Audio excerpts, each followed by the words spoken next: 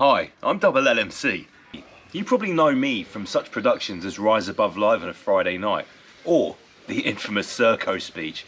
But I'm not here today to warn you about the Soviet Union. I'm here to tell you about an exciting new product from Roots Brands Wellness. It's called Zero In, fully approved by Inspector Veg and the FDA.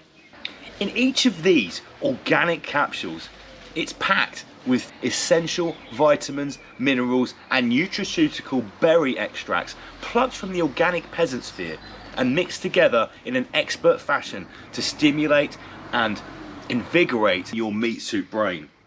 These make your meat suit perform at absolute optimum level. Rise Above simply wouldn't be able to perform at the levels they do without these amazing capsules. 100% made from berries, vegetables, vitamins and minerals, these capsules stimulate the serotonin and dopamine production. They make you feel like a sexual Tyrannosaurus 25 hours a day, 8 days a week, 33 days a month. When I take these tablets in the morning, I feel like I can achieve at least 33% more. If you want to support Rise Above, you can purchase Zero In or other fantastic products from Roots Brands Wellness. Please use the link to support us. Packed with 33 essential ingredients plucked from the organic peasant sphere to nutraceutically boost your peasant meat suit. Get these capsules now, Rise Above.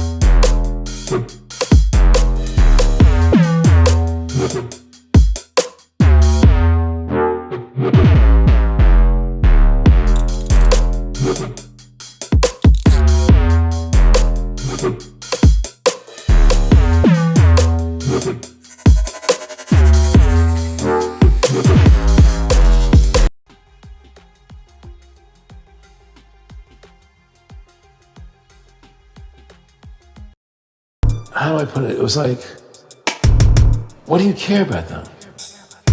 What do you care about those people? What difference does it make to you? Take care of your own life. Do the best you can for you and your family. What do the rest of the people mean to you? They don't mean anything to you. They're just serfs. They're just people. You know, what's the end goal? The end goal is to get everybody chipped, to control the whole society.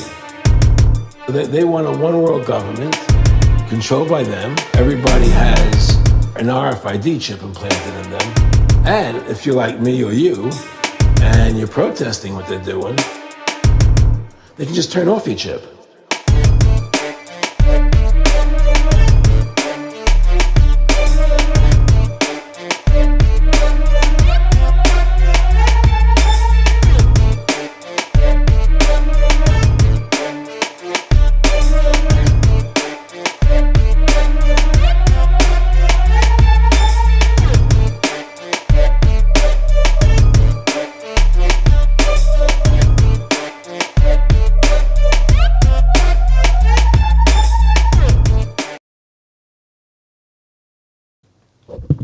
One, two.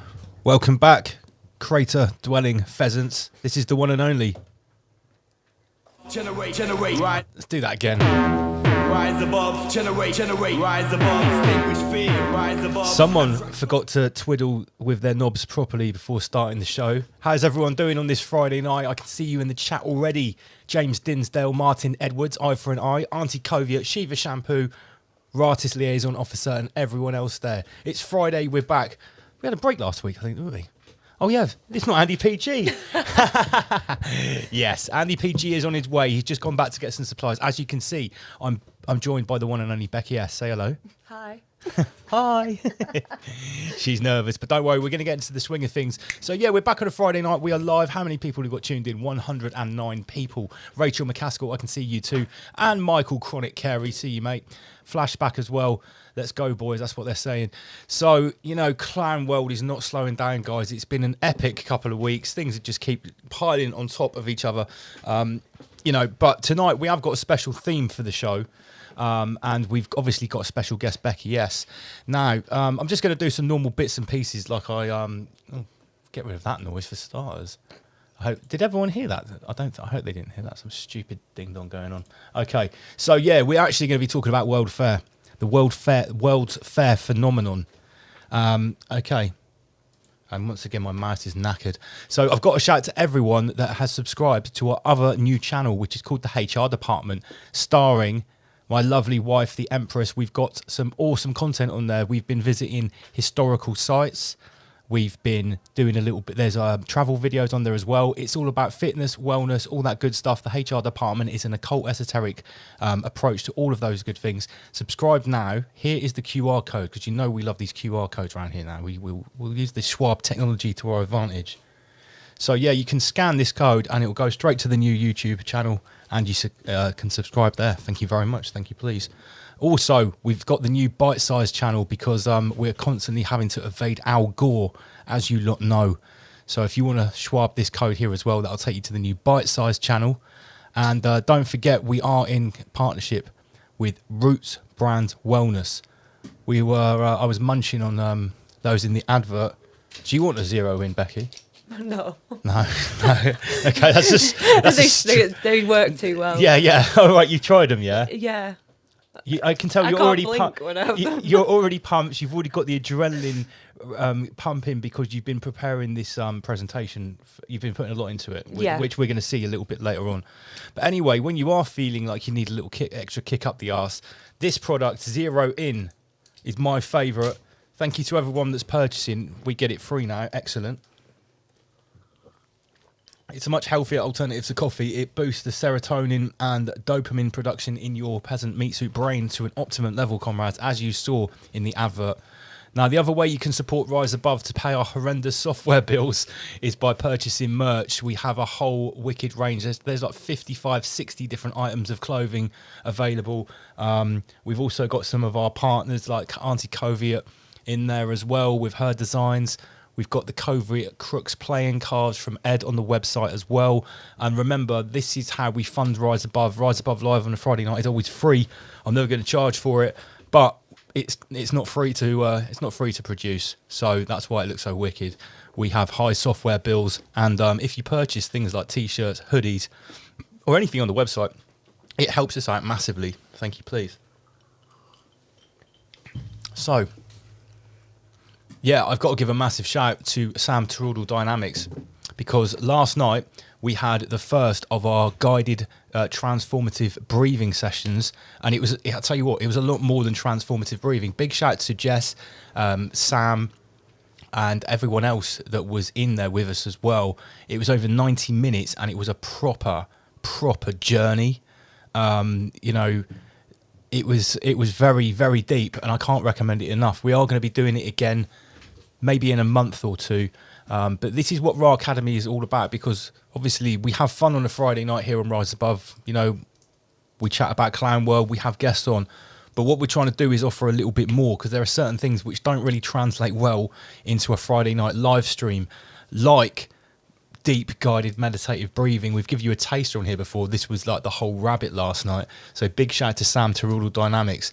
But what I also want to say about Raw Academy is it's not just about things like guided breathing. It's a full spectrum. Richard Ryder has got the Digital Nomad crew, and they're doing really well at the moment. They're building up their online profiles. They're getting loaded up with their affiliate links, and they're learning how to earn extra income online. But a new date that we've got coming, let me just get the little graphic for it. Here it is. This is the one that a lot of people have been waiting for, right? It's crypto for beginners. And we've had Tom from 528 Crypto on the show before. And he is I would say it's fair to say he's an expert in this kind of stuff. Now, this course, which is going to be happening on the 5th of October, It's a Thursday night. We always do Raw Academy on a Thursday night. It's basically for people that want to learn about crypto and how to start investing in it or trading it, but they have no idea. They just don't know how to get started. So this really is for the novices. You need to learn. You need to know how to use a computer or a smartphone to come on this course. That's the basic. That's just the basic level requirements. Okay, but if you know how to use a smartphone or a computer, when you come on this course, and it's £10, I believe, £10 or £15, and this will be basically, you will leave here with opening your first crypto wallet. You will have been walked through the process of making your first purchase. It's a 90-minute interactive seminar, and that is coming on the 5th of October. It's not actually on the website yet, but it will be very, very shortly. We've talked about all these different forms of like investment and stuff like that on the show before, and obviously there is a barrier to some people that don't have the confidence to go and learn it for themselves. They don't want to make the mistake or the mistakes that some people do. So this is why we're doing this course. It is, like I say, crypto for beginners. Learn the basics, open your first crypto wallet, make your first purchase, a 90-minute interactive seminar. That will be on the website soon, www.riseabove.tv. So I've spoke a little bit about Raw Academy. And also there's going to be another course coming soon, which is all about the power of mushrooms. That sounds quite interesting, doesn't it? That sounds good. Yeah, so it is going to be covering psilocybin. It's going to be covering mycology, growing your own. It's going to be covering microdosing, the other medicinal qualities of the psilocybin mushroom, and also all of the other adaptogenic mushrooms as well. Tom 528 Crypto also happens to be a mushroom expert, so he's going to be doing this course. We're currently discussing the syllabus now about what it's going to look like, but we're trying to offer a little bit something really special with this, and I do believe there will be a date coming in October, potentially October the 19th. So big shout out to Tom at 528 Create if you're watching. We've been talking a lot this week, and I'm really excited about this one because, again, the whole thing with mushrooms, if you're in our sort of community and you've heard people talking about it, yeah, but maybe knowing a safe way to try them or to use them therapeutically for the first time, you need like a helping hand. Yeah, it took me till April this year before I actually tripped off it. Like, I'd been microdosing them for a year or so, but there I get them all capsuled up, ready to go. Don't have to do anything with it. Right, yeah, so this is all the kind of stuff we're going to be covering in the course, or Tom is going to be covering rather, because he's the expert on it. So if that's something that you're interested in, please keep your eye out on the website. Good evening, everyone. I've seen we've got quite a few people just joining here. Juicy and Lucy, George N, Hog Down Munch. I see you there, mate. I saw Cherie earlier as well in the chat. Hi, Cherie. She's my best friend. All right. Hi, Cherie. How you doing? Big shout out to Simon Baker as well. 152 people tuned in. Oh, we've had 5 or 6 people scan the QR codes as well. We will put those back up on the screen again. So, yeah, just a last little reminder. The Raw Academy has got loads of new content. A new syllabus is coming soon. It's all at like a really affordable entry-level price. And we're offering these interactive courses online. Hell yeah. I hope you guys enjoyed this presentation, because in this presentation here, I went full metal rabbit on you boys. Thanks, Jason.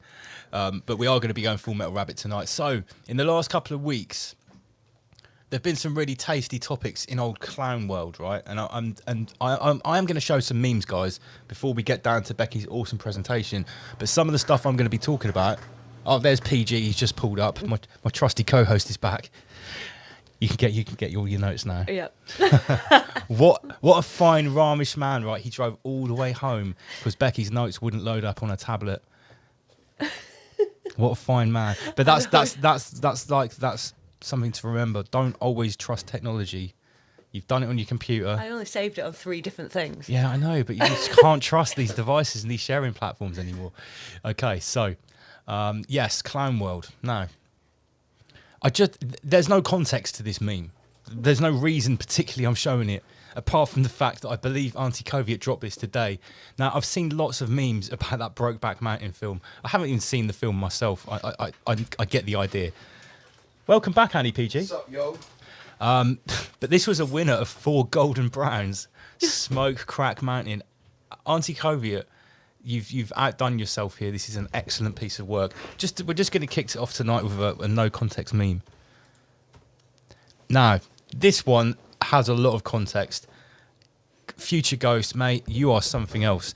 This landed in my inbox last night, and I must have spent a good 15 minutes looking at this meme and breaking it down. With everything that's happening at the moment in the Clownverse, you know, with ULEZ cameras, which we've been talking about in the last few weeks, with obviously, you know, Lord Schwab's ever pressing plans for the way that we're going to live. Even all the peasants are talking about 15-minute cities now. You know, it's on the menu, it's on the table, and then Future Ghost serves this bad boy up. Have you seen this meme, PG? I saw this earlier, mate, when you shared it. Again, like you, I was looking at it for some time. Yeah. The ULEZ 2033 expansion zone. There's so much to look at here, even to see Grandmaster Ginny dancing in a beautiful claret-coloured tracksuit in the back. Suicide pod. Wow. We can see that up here on the top left, it's got the Soviet Union official symbol. Who is that coming out of the UFO? I was wondering that. I couldn't see. Is it King David, or is it Julian Assange? Future Ghost, if you're watching, can you let us know who is this character coming out of the Project Blue Beam flying saucer? Oh, what's going on? Yeah, and this is on Blackrock Street. This is right up there. Can someone in the comment section let me know what you think of this meme? Like, show me some flames for this meme, please. Jesus, really special. I need to get. Where's the Michael button? Michael. Yeah, that was much needed. Okay, right. So a couple of weeks ago, I said, you know, it'd been a strong week for 33. And it was also a strong week this week, which I'll come on to in a minute. But I showed this image here. There was an artist sent it in to me that watches the show, and I forgot to remember who it was. That was a stupid way of saying it. I forgot to remember who it was. Well, you brought the whole computer around. Yeah. I don't have time to fuck about, mate. I was trying Andy PG is currently setting up another expanding your computer screens. over there. There we go. We've got 4 screens now. Look, I'll put it on this view so you can see what's going on. Yeah, look, we've got an extra like iMac over here. Andy PG, you carry on, mate. Have you got an Ethernet cable to plug it into the internet? It doesn't need it. It's saved on the computer. Oh, right. It's saved on the actual Yeah. hard drive of the computer. Right. Hence bringing that computer. Yeah. I see. Okay. We can tell this is going to be a beast, this presentation. Right? It was worth it. We had to bring an extra computer in. So, right. Yeah. This is Cassius. That's what he calls himself on Facebook. But anyway, I need to give you a QR code. It's called Elcar Art. This guy that did the awesome 33 drawing. You can scan the QR code here and it will go straight to his website where you can get hold of more of his art. I think his name's Larry or Cassius. He has many names on Facebook, like 4 or 5 different names. So, 33. The first hydrogen car comes to market, charging in 5 minutes, and it purifies the air as it moves. Fucking hell, that sounds pretty cool. The car travels 900 kilometres with the tank full and purifies the air as it moves forward. For the first time, hydrogen fuel cell technology is being applied, serialised in a commercial car, and above all, it allows for such important autonomy with a charge of 6.2 kilograms of hydrogen. It purifies 4,400 and... Oh, right, the things on it, I'll just get rid of that. Litres of water, litres of air. That sounds like a lot of air, but let me just get... I have to just reveal this bit. How much air is that? As much as the consumption of breathing of 33 people for a whole day. Oh, really? Now, obviously, this is just a meme. I had to fact check it, and I looked, and this exact verbatim information was in like 2 or 3 car magazines. It was in the mainstream media, so I'm going to take this as true, that this new hydrogen car, it produces enough oxygen. Wait a minute. It produces the air. It purifies the air. Oh, right. The same as amount of air as 33 people would breathe. So it reverses the breathing of 33 people, I think is what they're trying to say here. Very interesting. So I thought, do you know what? Let's just get away from 33 for a moment. I just thought, you know, I'll stop with all the dark occult numerology. Enough 33. Let's watch some boxing. Damn, son. I'm rubbish with that Andy PG on the buttons. So yeah, like I said, I thought I would I put the number 33 down, and then I'll just watch some boxing just to chill out. I saw your post when you posted this. That's a fucking hell. Chris Eubank Jr., age 33. His new record, he's won 33 fights and he's lost 3. All right. And then, even better than that, Chris Eubank Jr. outlands Liam Smith by 193 punches to 33. That is like, he's landed like 6 punches for every 1 punch Smith has landed. I don't know if anyone saw the first fight, but Eubank Jr. didn't do too well in the first fight against this guy. Seems a bit iffy to me. Did anybody watch the fight? What's everyone saying in the live chat? Did anyone see this? Someone, Hogdown Munch has said Tyson Fury. He's won 33 fights as well. Oh, nice. Yeah, that's weird. The last BKB show I did, it was BKB 33. Very strange. This 33 phenomenon is not going anywhere. It seems to be speeding up, if anything. Oh my God, what's going on with this mouse? Okay, guys. So, now we've got Andy PG back in the house. Right. Now, I'm going to start talking about our subject of the black market cinema broadcast that we did a couple of weeks ago. Now, don't forget, you need to subscribe to Black Market Cinema. There's another Rise Above channel you might not know about. Scan this QR code. This is where we put the more risque material, basically. And also, we use this channel to look back on some of the stuff we've done before and sort of review it, which can be quite interesting as well. So we broadcast on Black Market Cinema, and we were talking about what was going on in the Hawaiian island of Maui. That was like the Al Gore code word. I know it sounds exactly the same. It's a pretty lame code word. But anyway, we talked about the Mountain Dew phenomenon as well. And the memes, started to go pretty crazy. Just like my mouse is going really crazy as well. That's really annoying. We need to open up the Rise Above Fund and get a new mouse for sure.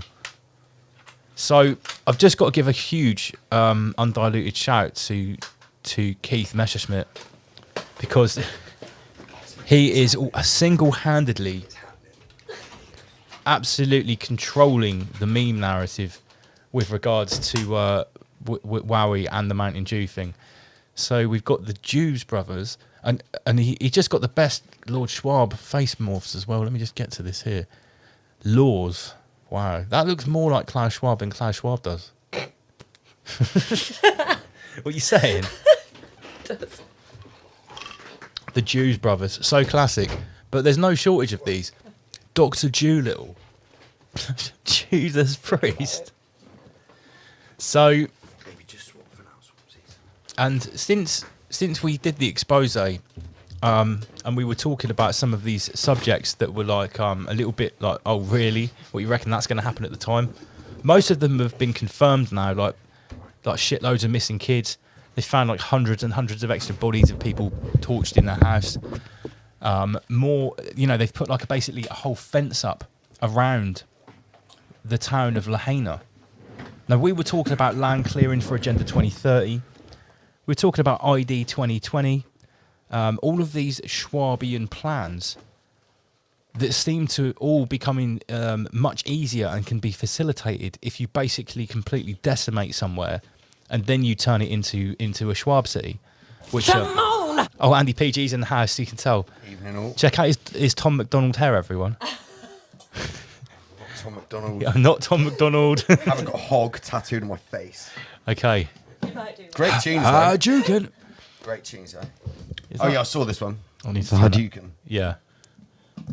Oh, do you know what? What you got? No, I'm just making sure that the microphone's at the right. Where's the Funk Master Queef? I don't know where Emma Beats is. Maybe he's on his way over. Look at this one. Usain Bolt. Oh, I haven't seen that. No. You've not seen This that? is all, what's his name, isn't it? All- Messerschmitt. I will tell you if it's not Messerschmitt, Yeah, basically. That's the way it works in this section. Of Mate, the show. these are getting pumped out, honestly. I don't know if he's even working. Mate, to is he even a produce this human? level of memery. Is he even a human?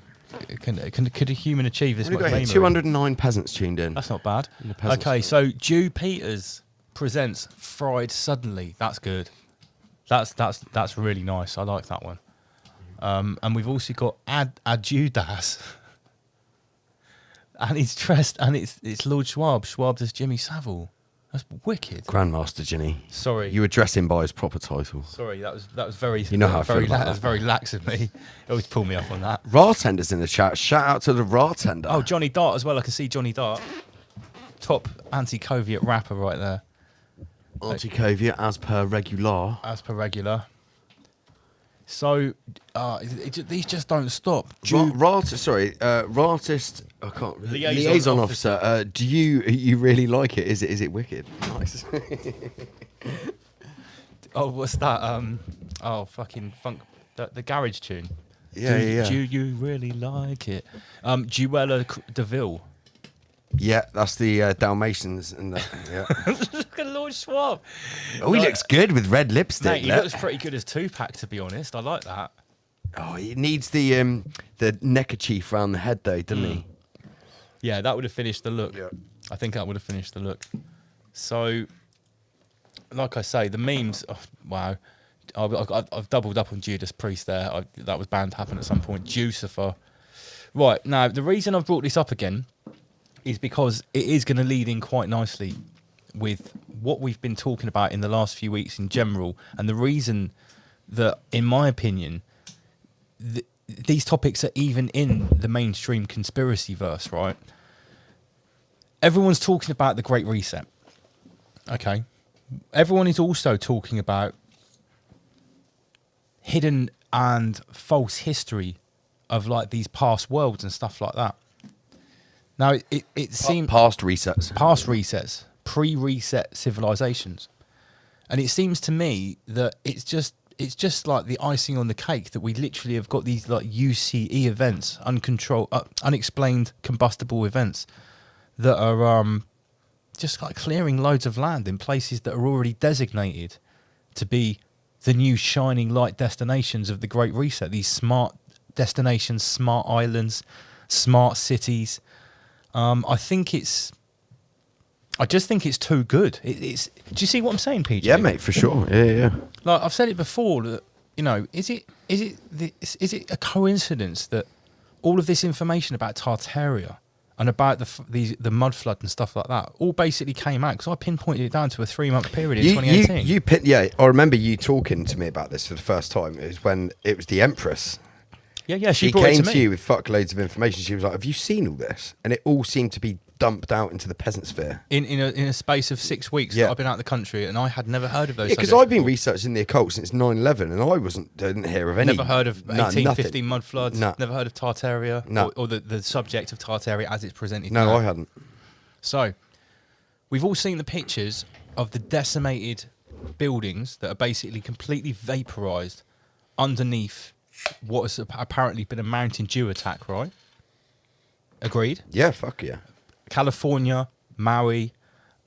We've also been looking at the actual technology of military-grade Mountain Dew. Big shout out to Omar Beats in the chat.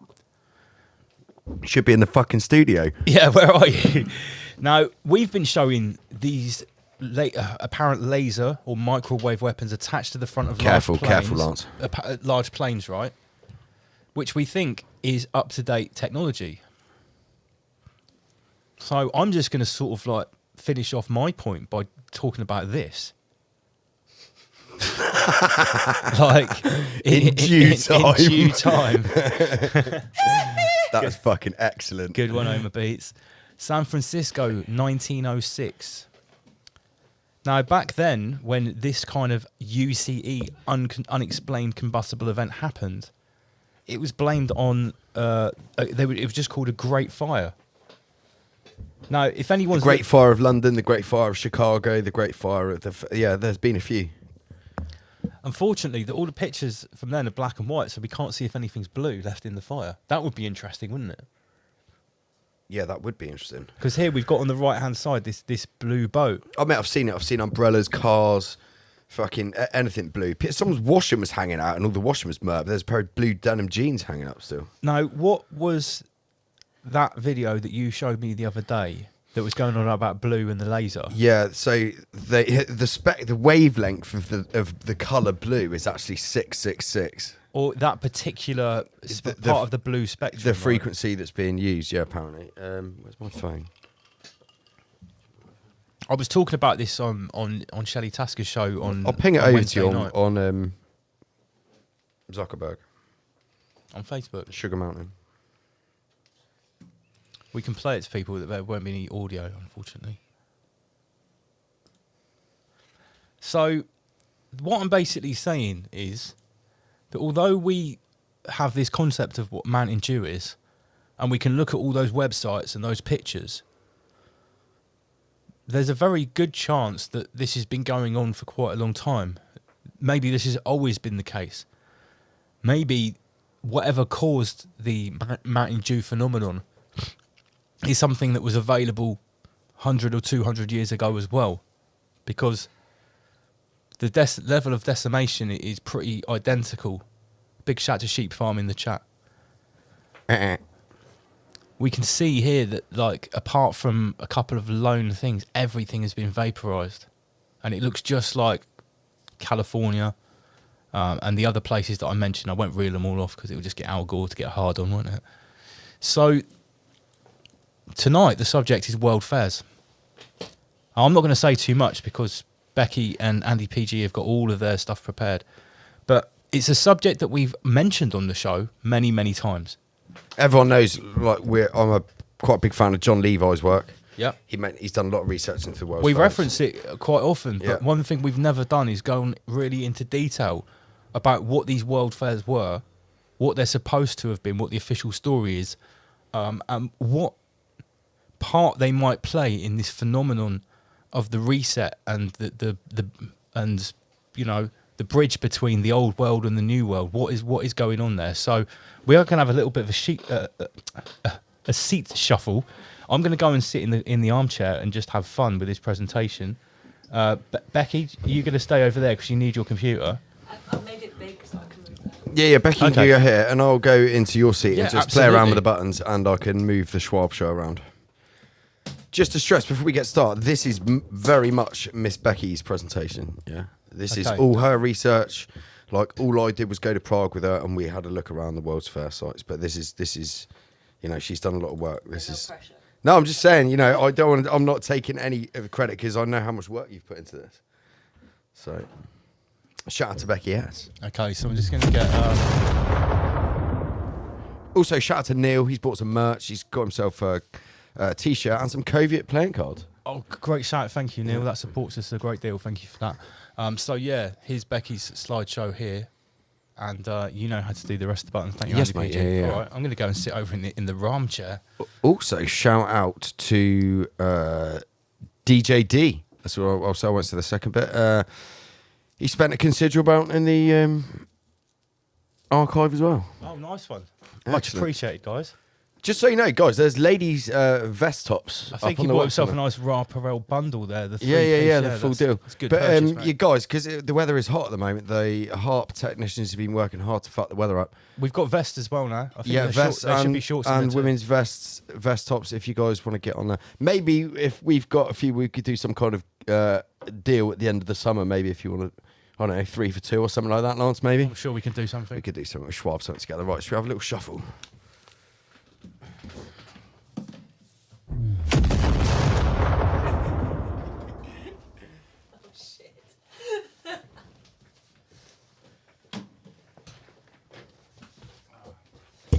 Becky S investigates. Oh dear. Right, so hang on, let me just turn me down, turn Becky up. Right, there we go. Can you turn me on, Mike? Which one are you? You are 3, yeah? Yeah, Lot- number 3 Yeah, over let's in turn the you up. armchair. Hello. 3.3. Right. Is this the first image, yeah? Yeah. Yeah, okay, cool. That's number 1. Right, should we give a little intro? What's the World Fair? Yeah, well, let's just give a little intro into what Have you what been reading my notes? You can see it from there, can't you? I couldn't actually.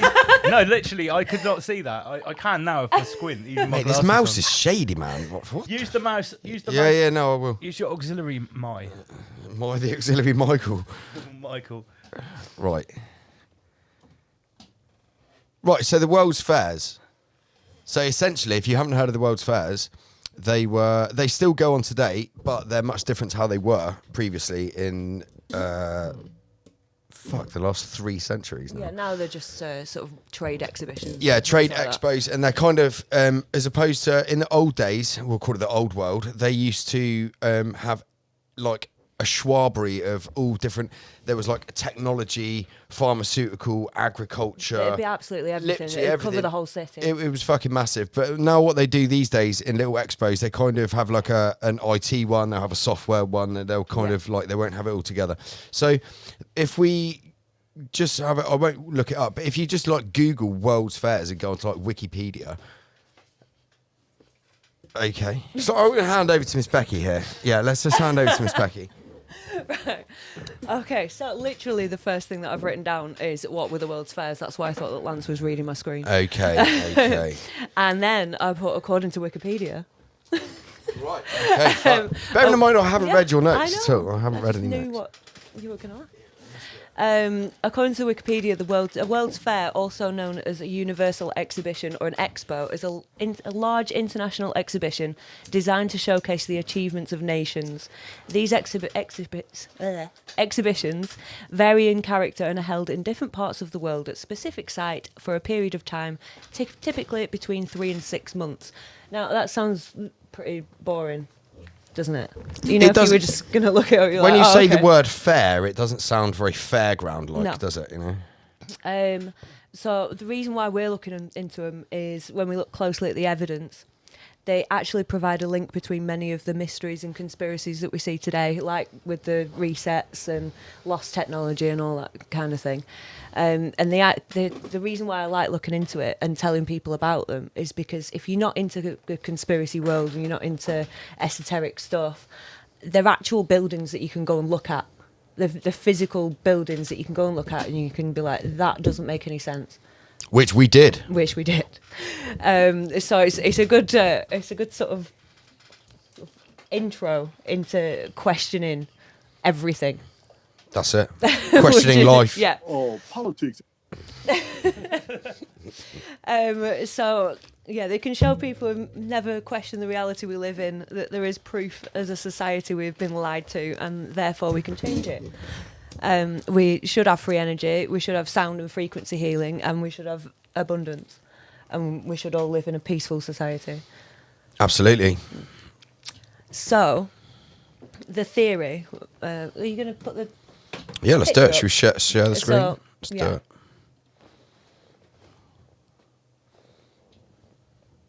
Lance, how do we get that big Why is like that that? not big? There's a zoom. There's a zoom in at the top. Oh, yeah. No, not there. Not there. In the middle. In the middle. Oh, right, yeah. It's quite temperamental. That PDF document. Use the little sidebar at the side to scroll down. The mouse is shady. There we go. No. There's only 93 of these slides, Yeah. I'm sure. It's fine. Fuck. Right, here we go. Right. Yeah, just get the zoom right and then just tap the little arrow to go up and down. Yeah. There you go.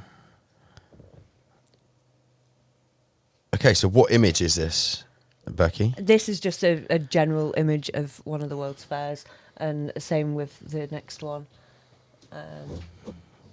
What do you know? What year that was from? No, these are all just random ones that I found, just showing the scale. These are all just random. I mean, look at the fucking size of this. Yeah, Seems quite a lot to build it just for only 3 to 6 yeah, they were months. only temporary buildings. For a temporary structure, look at the size of it. Mm-hmm. Shall I move on to the next one? Yeah. Fucking look at this. So this isn't actually a photograph, is it? No, that looks like So a this is painting. an artist rendition. That'll be like 1855 somewhere Yeah. around there. But yeah, the next few just show a couple of the other World's Fairs. Awesome. So look you at see these buildings everywhere. You see them in India, all sorts of places. They've all got the same architecture and statues and everything. That's Chicago. Look at that. All temporary, guys, yeah? Allegedly. So that's 1893, look. Yeah. And apparently all of these were built, all of the landscaping, all of the construction, all of the planning, the approval, and all of the actual building work ready to open, all within a couple of years. And, I mean, if you think about it, I know times have changed and monetary values have changed, but, I mean, could you imagine building this today? Look at it. That would cost you, how fucking... 1893, isn't that like, millions of dollars, pounds. What, how many years before that? Before they had a Great Fire in Chicago? Is that like 10 years before? I'm not sure. Do you want to Michael that as you in the Michael chair? Yeah. But yeah, I mean, look at this. These guys also just quickly. I mean, John Levi says this a lot on his videos. He breaks down images. Oh, picture. Look, there's fucking no one here. No. Look at all this grand architecture, and there's no fucker here. There's like a few people milling around. And it doesn't look like a sufficient amount of people. Can you imagine if this was here today? Like, this would be flooded with tourists, everything. Wouldn't it? Oh my god. Oh my god. I just Googled the Great Chicago Fire. It's not 1933, is it? The first thing it says, the fire killed approximately 300 people and destroyed roughly 3.3 square miles of the city. I'm not joking. Excellent. Wow. Including over 17,000 structures. This is a holographic construct. It doesn't say what year. Wait a sec. That's mental. Oh, 1871. Okay, so this is post. Allegedly. Yeah, well, that'll Yeah, be to get rid allegedly, yeah. of, that'll be to get rid of the buildings that weren't temporary. But we're going to go into that Yeah. later on. So I move on to the next one. Let's go. Yeah, there's one more just to show the Just to style wet of buildings the that whistle. that were included, that we still see today everywhere. Fuck me, look at this. Look at all these statues and Yeah, well, the This is- statues is something that we're going to look into later on when we went to Prague. all of this is so it's just incredibly intricate. Obviously very temporary. Right, so the next thing, that is a map of Tartaria, which a lot of people have probably heard of Tartaria, but the theory is that the unified civilization was the Tartarian civilization. So you can see on the map where it was, and also these buildings spread all the way over into Europe. So it's that whole landmass. You also have the Great Wall of China. I showed you that video the other day. Yeah, didn't I? yeah, we looked at that. Where it's actually facing towards China. Yeah. And the theory is that whatever happened to the Tartarians, it facing towards China. Why can I hear myself? Sorry, that's me. Sorry. Ignore me. I don't like hearing myself. Don't Sorry, do that. I'm trying to get my screen working over here so I can see what you're seeing on my tablet. Yeah, so whatever happened to the Tartarians, this leads into the mud flood and all the evidence that we see of some kind of cataclysm happening, whether it was a war, whether it was some kind of weapon, like we're seeing now. Potentially, that wiped it out.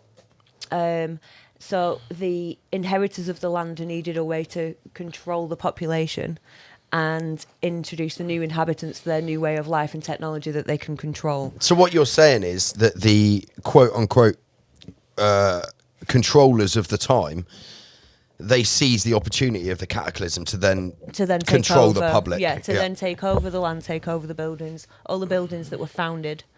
Found dead. Excellent. Yeah, a lot of these buildings. A lot of these buildings, they don't say built; they say founded. Wow. Which, when you look into the fact that these buildings could have been using free energy technology, and they didn't know how to use it, then they would have been found dead. We'll come to that later. Let me tell you, unbelievable. Right, should we move on here? Yeah. I- This is a I bit think of mud that's- flood I- evidence. This is Go on. Russia. I just want to say, I think that's really interesting that you've just said that it doesn't say when they were built. Mm-hmm. It says when they were founded, and I've seen that in accounts and stuff. Founded in this year. Yeah, Yeah. I think that's a really important. And that's point. a great bit of green language, yeah. Found dead. Founded. Interesting. Right, Yeah, so what have we got here? This is one Becky? of the pictures from Russia, which is where Tartaria was. And there are a lot of excavations that have happened in Russia. There's actually, I can't remember his name because I can't pronounce it. There's a Russian YouTuber that has been looking into the whole Tartaria thing. Is this and it? he Top is in left-hand Russia. corner, yeah? I'm not sure. So, guys, if you want to look into this particular video, I mean, it probably is that you one. copy the text there or screenshot it, whatever. This is something that I saved when I was doing my research For a year sure. ago. I mean, look at this. So, like, where I've got the cursor on the screen, fuck me, that's ground level, yeah? Like, what we know is ground level. And then look at this, there's a whole nother level down there. Interesting. The next photo's in America. I can't remember what town. Wow. But, yeah. Not quite sure where all that mud's come from. It's a lot of dirt. I remember seeing these type of photos for the Fuck like me, I say, look, it's as tall as the fucking building. for the isn't it? first time in 2018 when all of this was first coming to the forefront, and I was just thinking, how have I not heard about this before? Yeah. Yeah. I mean, look at Well, the how have I size not of seen this. this before? Look at the size of this piece of machinery, whether it's an engine or whatever. I mean, look, the fucking size of that.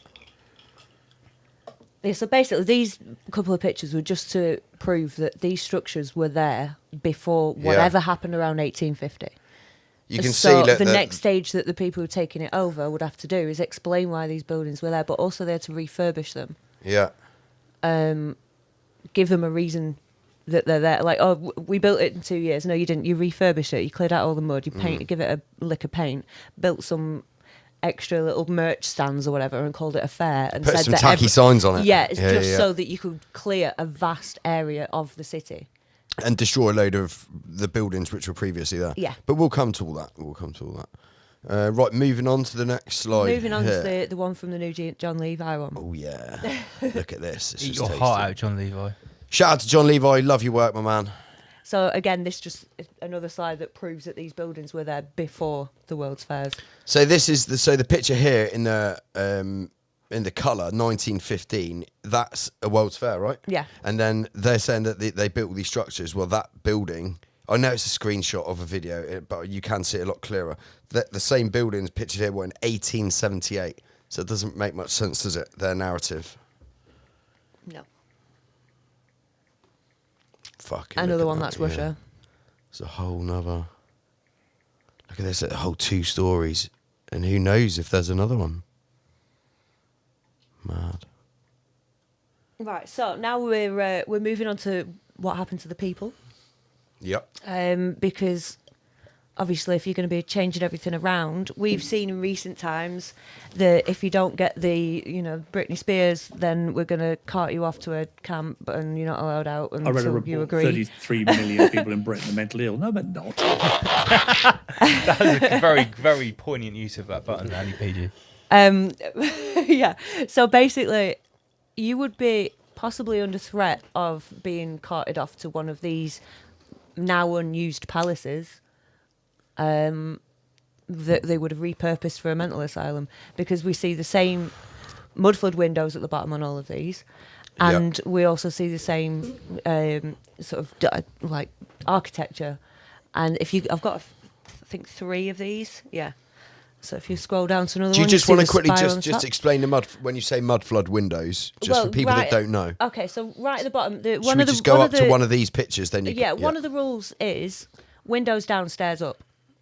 So if you see on a building, you've got stairs up to the main entrance, but you've also got windows that are below the ground level. So you'll see sometimes you just see a lintel, you won't even see the window, because obviously they layer up the paving and stuff on the outside. So the theory is that when what happened, they sort of they made a new entrance, they made a new doorway and put steps up to it. Sure. So you see that a lot.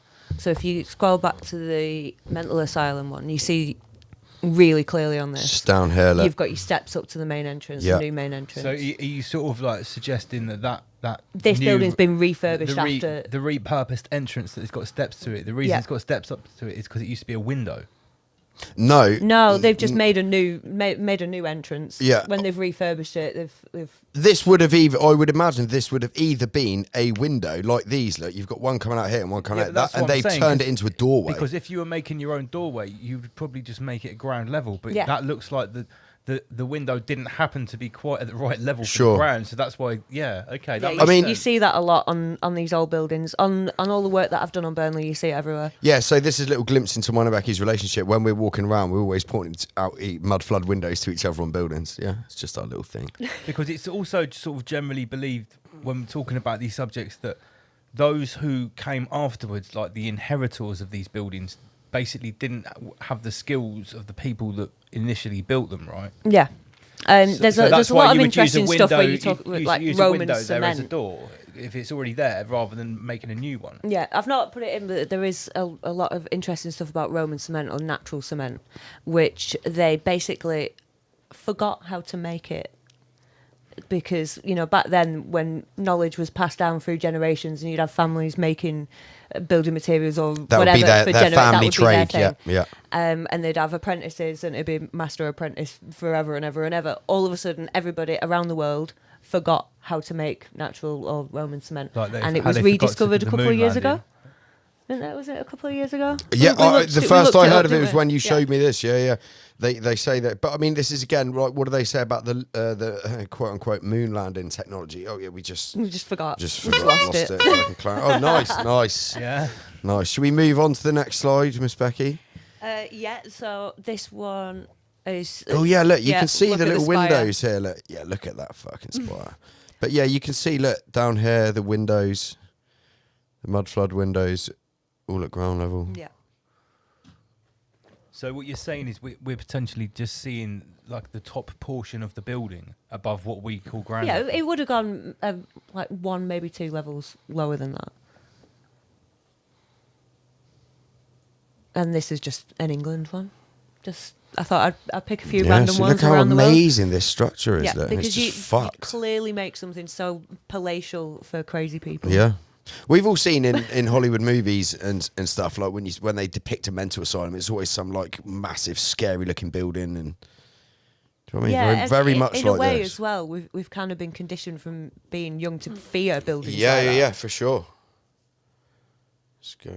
Right. So then, what happens to the children? Fuck me, look, it's Greta in the middle.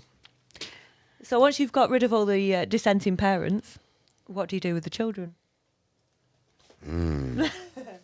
And obviously, children don't have very good memories. So Money making opportunity here. yeah, so anybody under the age of 5 would probably be sent on an orphan train, been given a new life. It still was going on for years and years and years. It's still happening, really. So when we were having a little look into this, it said that often this was forced Yeah. upon the kids, like forced orphan. Yeah, a lot of the parents were promised that their children will be given, a new life in a wonderful place. Very often they were sent to workhouses. I mean, look at all this. Until they got adopted. This isn't a small amount of people, ladies No. and gentlemen. This is a prominent number of Hollywood people, I believe, Hundreds of thousands of claim to children be were taken. orphan trained. yeah. Yeah. Should we go next slide? Yeah, the next one just shows a couple So of if you- newspaper clippings Yeah, that I yeah, thought were yeah. quite creepy. Yours for the asking. Mm-hmm. So George wants to play. He wants to play catch, Oh, but he needs a catch. daddy to complete his team. Wow. That's Yeah. weird. Mm-hmm. They'd like to be your Christmas gift. But they've got terrible fringes. That's fucking weird, man. Honestly. Yeah, it's creepy. Is that a watermelon or a bowling ball? I think he's it's a holding? bowling ball. I Doesn't don't look- want to play catch with a bowling ball. Wow. It might be like a football. I don't know. Black leather football, peasant ball. I don't know. So now this leads us on to back to the World's Fairs again. Oh, so here we go. So we've got incubators, yeah. So I didn't bring it up when Lance, when you just mentioned it then about a few prominent celebrities. So Jerry Seinfeld, a famous American comedian. He's not so well known in Europe, but he's popular over there. His dad, on an interview, he said his dad was from these. What, his dad was an incubator baby? Apparently so. Yeah. He was quite serious about it. So apparently these incubator babies, they were just showing them off. When you actually look through and Google incubator babies at the World's Fairs, the official story is that they were showing the medical miracle, the technology that they could save preemie babies by putting them in these incubators and how wonderful technology is. Yeah. Look, And this dude's holding a baby here. Look, in the yeah, there's forefront. some really, really creepy images of nurses it who actually look like says- demons holding these children. He says with living infants on the Yes. side. Yeah. Look Yeah. at. I mean, look at these. These people don't look friendly, do they? No. Why? But that's the official story. They were just because this was part of the technology that they were apparently trying to show everybody. Look how wonderful we are. We've managed to do this. But when I look further into it, there is actually evidence of these babies being sold and raffled as prizes. Yeah, it's prizes. Yeah. Well, like, so you can go to a fair instead of winning a goldfish, Yep. you win a baby. Yeah. Imagine that, right? So you think about that, guys. In the day and age we live in now, like if you want to adopt a child or something like that, there would be such a vigorous screening process involved in every aspect of your life. Here, you can just fucking buy probably, I don't know, 50-cent raffle ticket and go home with a fucking baby. Or you just win on the hoopla or something where you chuck the little ring over the bottles. Can you imagine the nonces queuing up for this? Also, just on that, so you can see in the background here all this grand architecture. Look at the window, around the windows and stuff. Now, this building here looks like some peasants built it. Why does it look like all the people in these photos? It looks like they've just been given a bunch of random clothes out of a box, and they've just like It doesn't look their natural. clothes on. And also, here's an important question. Right? Okay, so if they're showing off the incubators, and that's the line, where did the babies come from? I was gonna say that earlier. Yeah, well, there's so much more to this. I've tried to. I could literally sit here for a week. So and this talk is about all this is a whole show on its own. This is another thing where if you look at the Cabbage Patch Kids and that sort of thing, there's a big rabbit hole in that Yeah. I can't even begin to Have get you seen into the on stuff this from show. Mind Unveiled on that? Yeah. Yeah, they're amazing. Yeah, hours and hours and hours of it. But yeah, so I mean, if we just quickly going back to the architecture, so the narrative is that these buildings were put up temporary. Yeah, well, I'm saying that this probably wasn't in the background, but this here was that they're under here, this little peasant shelter. Yeah. That they would have erected that, I reckon, because this doesn't look like any of this. No, but if you go to the next one, I found the actual newspaper clipping from 1909. Oh, so this is Ernest. Which is on the the thumbnail. Yeah, Baby Ernest. can we, Lance? How do we get the thumbnail? Can we just take a sec to appreciate the thumbnail? It's fantastic. You need to click on the orange icon at the bottom, which is PowerPoint. Yeah, Yeah, it's the orange folder thing. Oh Yeah. no, that's me. that is you, there- Miss Becky. There's Becky working hard. So if you scroll right up to the top. Yes. Oh yeah, here we need to talk about this this image because Andy PG was very, very strict with me when he had me creating this image, right? We were there and he was like, make Al Gore do this. No, I want him to be holding the stick in this hand and the baby in the other. I was like, mate, Al Gore is not going to be able to do all of that that you want. I'm going to have to do most of this myself. This was a long-winded thumbnail. We were there We for had like to get 3 Baby or 4 Ernest hours. in there. Right, so so I'll explain the So significance of we'll Baby start. Ernest. So hang on, we'll just appreciate the thumbnail. So we've got this grand architecture with all the spires which are harnessing from the ether, the free electricity. Here in the forefront, look, you've got your peasant attractions, your little, your dodgems or whatever, bumper carts. Win a baby. You win a baby, yeah. And here you've got Grandmaster Ginny welcoming the peasantry into the World's Fair, and he's holding Baby Ernest. Yeah. He's got a tag saying 1909. Yeah, this is the earliest evidence that I can find of a baby being sold and or raffled. But that was 1909 at Seattle World's Fair. And then you've got It me was and Becky auctioned as S. a prize. You've got me and Becky S. We've teleported here into the. Right, so how do I get Lance? Which is to get the presentation back up? That one. There we go. Yeah. So do you want to read that? Okay, so Seattle, a baby boy, 1 month old, the charge of the Washington Children's Home Society, was one of the prizes offered at the exposition. His name was Ernest, and maybe he will have a surname if the winner, holding the proper ticket, comes to claim him. L.J. Covington, in charge of the society booth. Yeah. Oh, really? In charge of the society booth in the agricultural building, said that no one had claimed the baby. The winner will not know what the prize is when he comes to the booth, and Mr. Covington is anxiously waiting to see what will happen when the ticket holder makes. Can I just ask? So they didn't even know they'd won a baby. Fuck. If LJ Covington is in charge of the society booth in the agricultural building, Why is he raffling off a baby? does that mean he's the boss of the cabbage patch? the agricultural building. I just thought He's growing the babies. He's growing the babies. The stalk He's growing the Weird, isn't it? The babies. stalk delivers the seed to his Schwabian cabbage patch. Hashtag me too. Sorry, I had to get So in right, yeah, no, mate, that's excellent. So yeah, essentially, yeah, I clipped that out of the whole page of the newspaper. This is a physical- that is That's genuinely wicked. the newspaper from this is a 1909. legit thing that was going on. They were fucking raffling babies They were giving off. away so many babies, no one And you even didn't claimed it. even know what the prize was, and then some fucker comes and hands They only you wrote a kid. story about this baby because this is the one that no one claims. They just got bought. That everyone was full. So when They're giving Becky- all the babies away. When Becky told me about this, I think you messaged me, didn't you? We were chatting messaging, and I quickly did a little dive, and it says the most recent thing on just a top of the Google search in the peasant sphere was, I think it was 2007 when they said that it still hasn't been solved. Like what happened to him? Yeah, nobody knows. Baby what still happened. hasn't been claimed. Still It's hasn't been sat there. claimed. Nobody knows where he in a little went, basket. what's happened to him, and so that's why I thought it think- was I appropriate think to they're have making baby yeah. Ernest with Grandmaster Ginny here. I think they're making a big deal out of it though, to make it seem like this was the only time it happened. Yeah, So that if you search for babies being raffled at a fair, This the is the only one thing, you'll get. and this is a recurring theme. As to we make have it seem like discussed. a one-off. They will make a big fuss out of one thing, so that Yeah. if you start looking into it, the only thing you can find is that. It's a Madeleine McCann. Yeah. Yeah, hashtag Maddie. So if you go to the next one, this was in Oh, hang on, 1911. it won't go down. Oh, it's the mouse and it's fucked. Here we go. Oh, hang on, no, we've missed one. Here we go. Yeah, there it is. So When this a is 1911.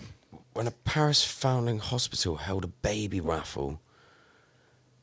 So this isn't World's Fair related, but this is hang another on. baby raffle. Just spotted. This is 1911. Yep. Yeah, so a nice little 911 in there. Winning ticket number 33 in this baby raffle. Interesting. So This yeah, is that's mad. just another little bit of proof. And you can see, look in the background again. It's grand architecture. It's all the same. Yeah, the way that all this links in is basically just proving what happened to the people, because that's the main question that I get asked when I say about all of this stuff. It's Yeah, like, yeah, it's what- well, what became would, of the people? How would everybody go along with it? Yeah. And- And just on that note, right? Yeah, now if we know. you have a traumatic experience, right, what the brain does, the brain physically blocks it out, so it makes it impossible for you to remember unless you go through rigorous types of memory recovery therapy and stuff. So, like a lot of these kids, if this was happening to them, in later on in life, their brains might have completely just blocked all of this out. Yeah. It is a possibility. I'm just putting out there right now. So some of the viewers, a lot of them know John Levi's work. He often shows this image. Becky, do you just want to explain what this image is of here? No, you can do that. Okay, so this is an official World's Fair passport. That's right, a passport. I've never been to a fairground when I was a kid where you need a passport. So this is expires 1899. Expires 18. I can't see any other dates on here. So yeah, apparently you needed a passport to go into the World's Fair. And this one, I can't make out a lot of these scribbles on here. Maybe that's a little rabbit hole for someone else to look into. Is some of the World's Fair passports? I've only ever seen this one. Because in John Levi's videos, he says that his mum attended a World's Fair and she had one of these. Yeah. So, like, there's obviously more of them around, but this is the only one. If you Google World's Fair passports, this is the I've only tried finding them, I really can't. one that comes up. So that's another little interesting thing. But John Levi's mum said she had one and she brought it out and showed him. So they are around. Okay, next slide. And this is just off the. I took a quick snap of it. So in the World's Fair, with your passport and stuff like that, it's really weird. They used to give you like a blank work booklet. Which You- goes you- to you- you well, explain basically, this, this yeah. book backs up the theory that these were for re-educating the public. Indoctrination camps. Yeah. Because I mean, I know when we've done like school trips and things like that, you get a little workbook because you go into a place to learn. But a lot of these workbooks, there was adults using them. It wasn't the children using them. It's like a Victorian NPC reprogramming factory. And the fact that it says like week, hour, subject, instructor.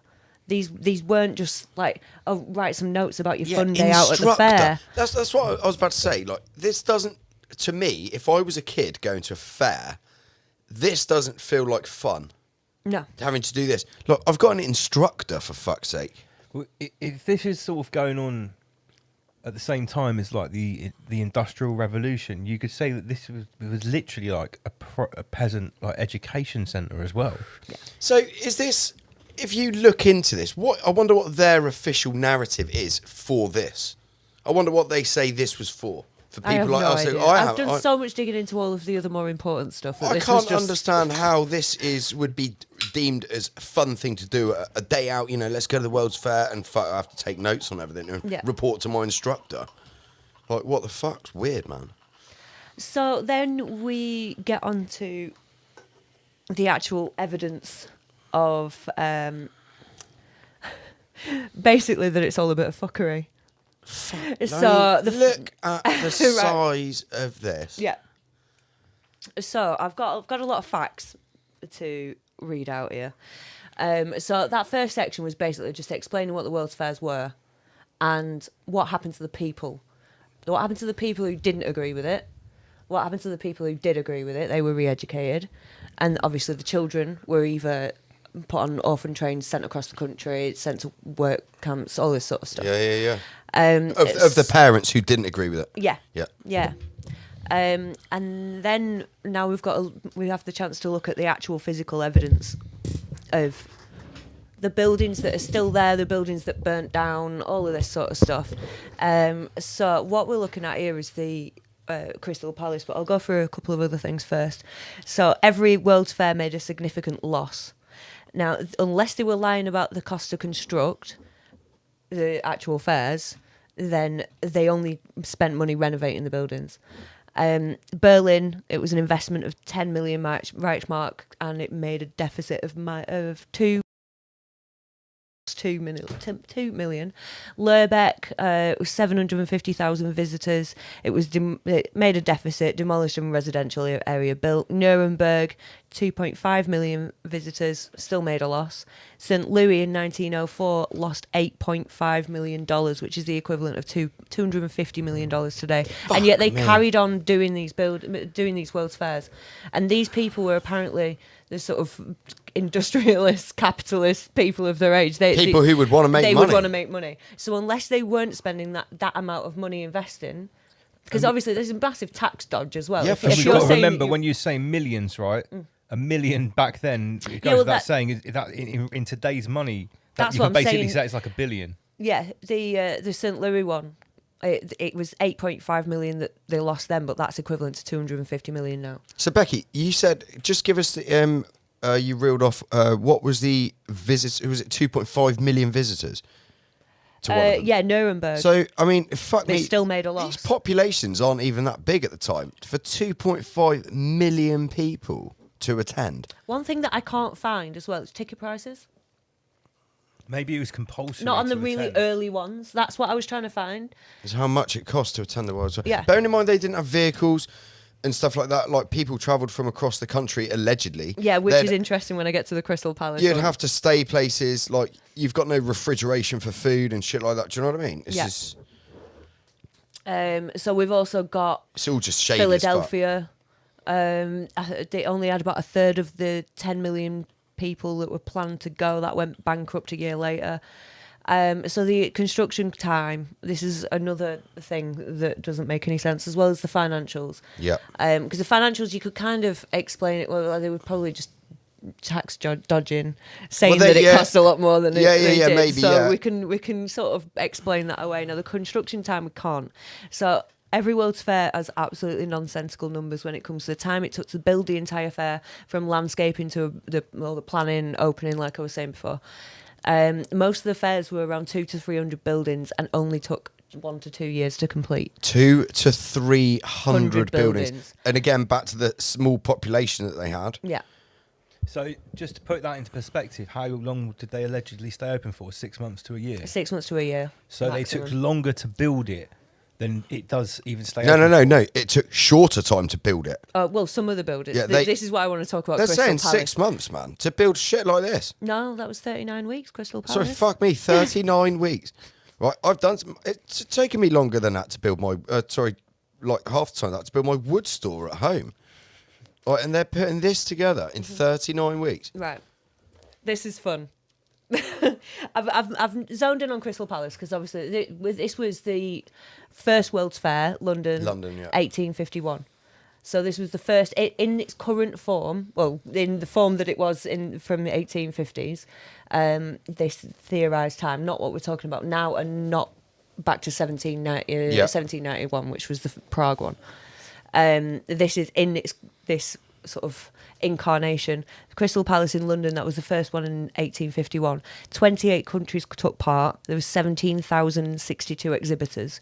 It's 80,000 square metres. 17,000 exhibitors. Yeah. So they've got to get all their shit there. Yeah. And obviously this is, you can see the nice little horses and carts in that picture. Yeah, fuck. We struggle with 17 stall holders at Ekron. Yeah, right. So then you've got the visitors. There were 6 million people visited in 6 months. That was a third of the population of Great So it's Britain. $1 million a month, they're Yeah, saying. but it was a third of the population of Great Britain at the time. And so, like, Roughly the same attendance as the Britney Spears concert. where did all these people stay? It must have taken them, if they came from up north to London, it must have taken them fucking 3 or 4 days to get down there. Was there accommodation at the World's Well, Fair? you've got... I can't find anything. Can't find any accommodation. Unless they were using old palaces. to This put is what I people up mean. in. Could you imagine, right? When we went to Beat Herder Festival, yeah, we tried to hire a camper van, right? And in a fucking 30-mile radius, they were all booked out. Can you imagine something of this size being erected and having that 1 million people a month coming? Yeah.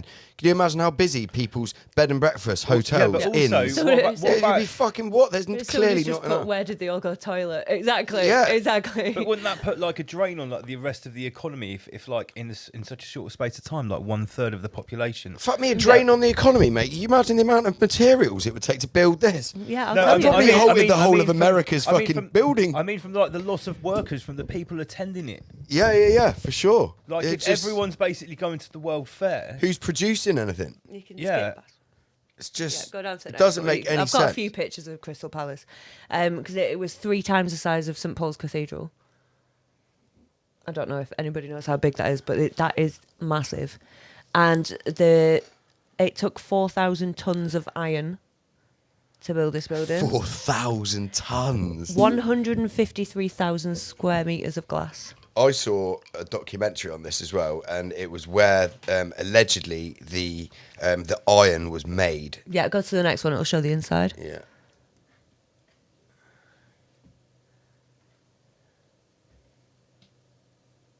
But yeah, there was 153,000 square meters of glass, and 80 glaziers installed the glass. Guess how long it took them? Go on. Anybody? 33 days. No. Just a week. 1 week. Yep. They didn't have phones back then. There weren't as many distractions. They just did their work. They didn't have TikTok. Yep. They weren't dancing around while they were trying to do their Yeah. jobs. Sorry, the mouse went a bit shady there. But yeah, this is, I mean, look at this. But apparently there was 5,000 construction workers, though, that built the rest of it. But yeah, 80 glazes. They'd put all the glass in. Didn't drop any.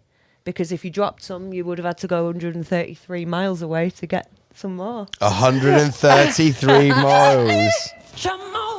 I mean, like 5,000 workers. Where are they staying? Where are they shitting? Where's their food coming from? 5,000 people. Yeah. You could, there's, It quite, there's a seems- few I mean, I've got to pictures of say, them. like the official narrative of this it sounds like a bit of a tall tale. It's insane. So it took 39 weeks from approval of the plans to open in the Crystal Palace. And so each pane of glass, it was cylinder glass, it was 1.25 by 0.25 metres. So that's very labour intensive. They didn't have any They had to blow it automated in a system. They had to trench, blow it in a didn't they? Yeah. trench, cut it and polish it, every single pane of glass. And then store it, move it, Yep. erect it. Fuck, it's just- So on the documentary that I was watching about this, they've got a civil engineer that was quoted as saying this would have been impossible with no machinery, and automated glass production was introduced 30 years later. Look at this, look.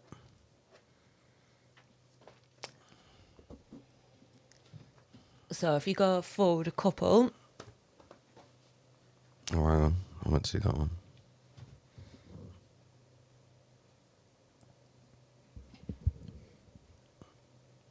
yeah, so there's just that just shows more the size of the glass. So many panes. I mean, look at these people here. Like, yeah, you could probably get 2.5 people. Yeah. It's massive. Look at it. Yeah. Absolutely massive. So none of it makes any sense because also you've got other landscaping as well. With no diggers, man. They haven't got diggers. No. Like that alone, not having diggers. Yeah, it was like 39 weeks to get all of that ready. I don't know what the problem is. It's clearly fine. So that's how far. Oh, yeah, here we that's go. how far the glass came. Yeah, 133 miles. That's it. Smethwick. Yeah. Fucking. And apparently after the fair, they moved it. That's right. Yeah, they picked it up, they moved it, and they built a train station, the Crystal Palace train station. And after it burnt down, the only thing that remained was the underground train station. Which is here. Yeah. And that was apparently designed by some Italian architect. So guy, this- but there's another picture of that as well. So, So this was underneath it. This is an underground This is- train station, yes, ladies this and was gentlemen. underneath This is Crystal obviously Palace. very necessary. Look at all this like symbolism here, like, all over the place. Yeah. But this is like an abandoned train station now, yeah? Or is it? No, it's still in use. No, it's still in use? Yeah, Crystal Palace. I think so. There's two, isn't there? Yeah. There's two Crystal Palace train stations. Right, apparently. okay, so you've gone forward too far. You ruined the No, surprise. that's the next slide. basically, so the next section, basically just proves that the official story is bullshit. Yeah. Or incredibly far-fetched. Yeah. Yeah. The only thing that you would probably be able to do in 39 weeks is restore a building like that. Yes. Yeah. Realistically, Yeah. that's Yeah, I'll what say you that's could good. Or do. maybe just clean the fucking thing. Yeah. You imagine just cleaning that. Yeah, it took 5,000 people, 39 weeks to 39 weeks to founded it. yeah, to clean it all up. Because let's just go back to what we said earlier. Like if we're going with the mud flood theory, so buildings that survived, I reckon they would have been pretty grubby. Yeah. So if they're going to use this in this exhibition site, you imagine cleaning that, the size of that, all those glass panes, where they've got to put scaffolding up You'd and make a stuff. killing if you had a high pressure cleaning You machine. would, wouldn't you? You and your mate in Shall I- a shall I van. go on? Well, basically, the next part is kind of why they would get rid of all these buildings. I've gone through Okay. it like this because when I'm tattooing people, I forcibly rabbit hole them. And I'm sorry to any of those people that might be watching now. Because they can't get away from me. So, if you want to be so inked, I get by take- Becky S, then you've got to take a rabbit hole. You've got to take one in the rabbit hole. Take one for the team, comrade. But basically, I do pay attention to the questions that people ask me when I'm like talking about this stuff. So I've kind of gone through it in a way that I'm trying to introduce people who might never have heard of this stuff, who are asking what they think are very rational questions. So the next thing would be, why would they take away all these buildings? Why would they demolish them? They're so beautiful. Yeah. And it goes back to what we were talking about before, re-educating the population, but also taking away the technology, the free energy technology that we could have possibly had back then. So if you go on to the next one, one of the theories is that the energy was being harvested from the atmosphere, so From the static ether. electricity. And on a lot of buildings, you see these sort of spires with the little balls on top. We've seen them everywhere, haven't we? Yeah, they're everywhere. Yeah. This is one subject which I'm most fascinated in with the old world architecture. Yeah. That and the fireplaces. We'll get to that. So these are called Leyden jars. And they would actually, you can. When we went to the church the other day, and I told that guy about it. Oh yeah, we rabbit holed this dude in the church. Like, we were investigating this church. There was loads of satanic shit on it.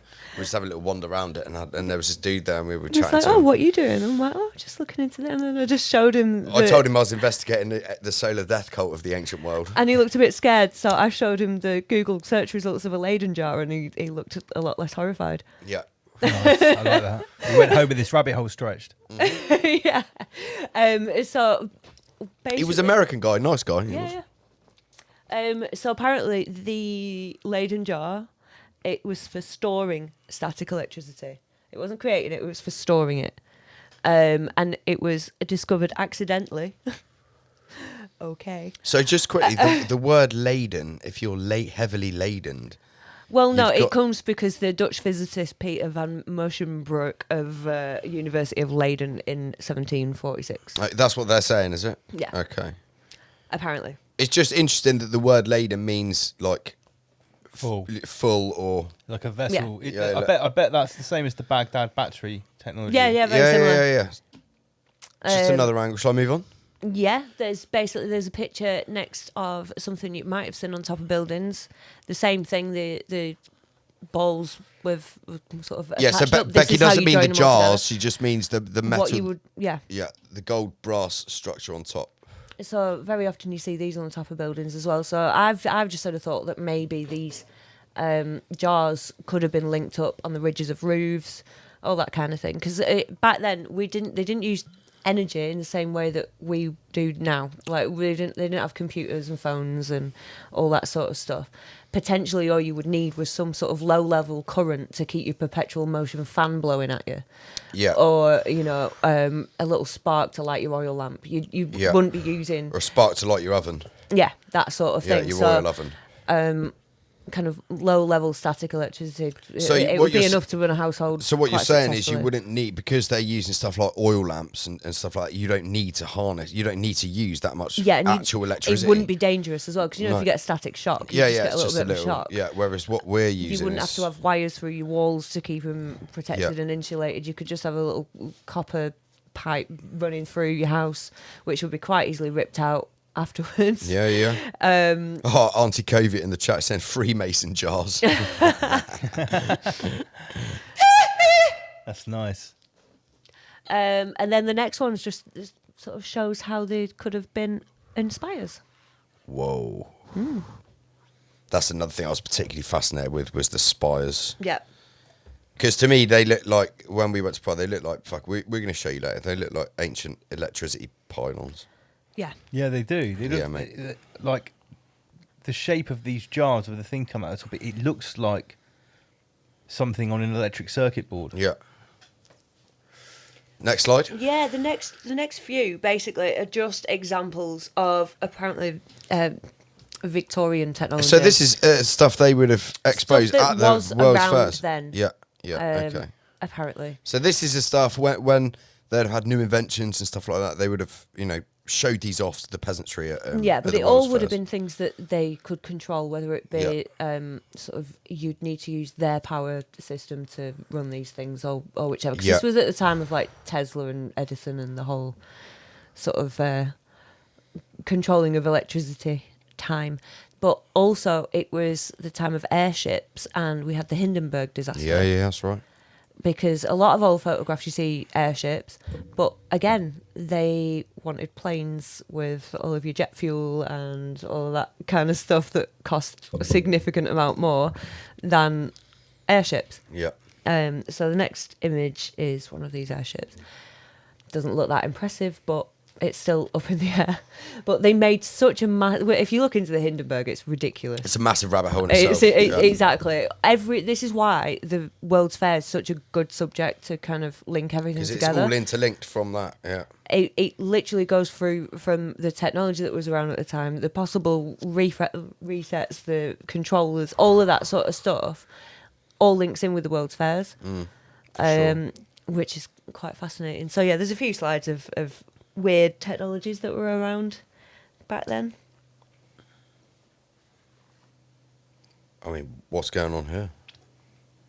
Healing. All right. Yeah. It was a frequency healing, I think, electric healing, something like that. You're not getting that in your hospital, are you? Big pharma hospital. Wow. Yeah, I just added that because it's really cool. Yeah. Fuck, look at it. I want one. That is really cool. Look at this.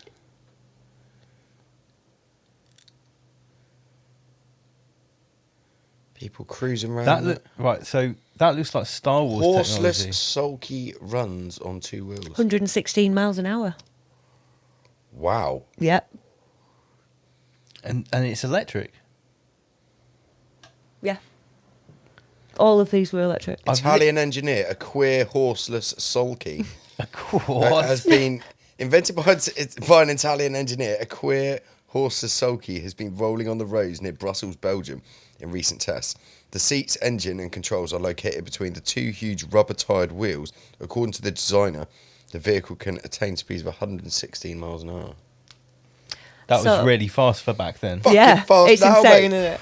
But this is the thing, like, as well as taking away the technology, the whole point of all this is to take away people's connection to their past. And it kind of gives them a lack of meaning. So they look for meaning from the government. They get told what to do because they don't have... I mean, this have looks memories of their actual purpose in life, their ancestors, all of that. They break the connections to it. This dude's had a couple of joints and just knocked this up out of his lawnmower in his fucking garden shedlet. This looks brilliant. Mm-hmm. So is the idea that this kind of stuff was before the reset, and this is what we've lost, and the whole idea of the World's Fair is sort of like to reprogram Well, they're the taking, peasants at the time? They're giving the technology to the peasants, which they want them to have. So yeah, this is being suppressed, stuff like this. Yeah. Because this didn't really ever happen, did it? Like, this is sort of like almost a contraband photo, because if that worked, where is it now? Like, it never got developed into anything. It was clearly taken away, and we've seen all these pictures of the it's scooters. for your safety.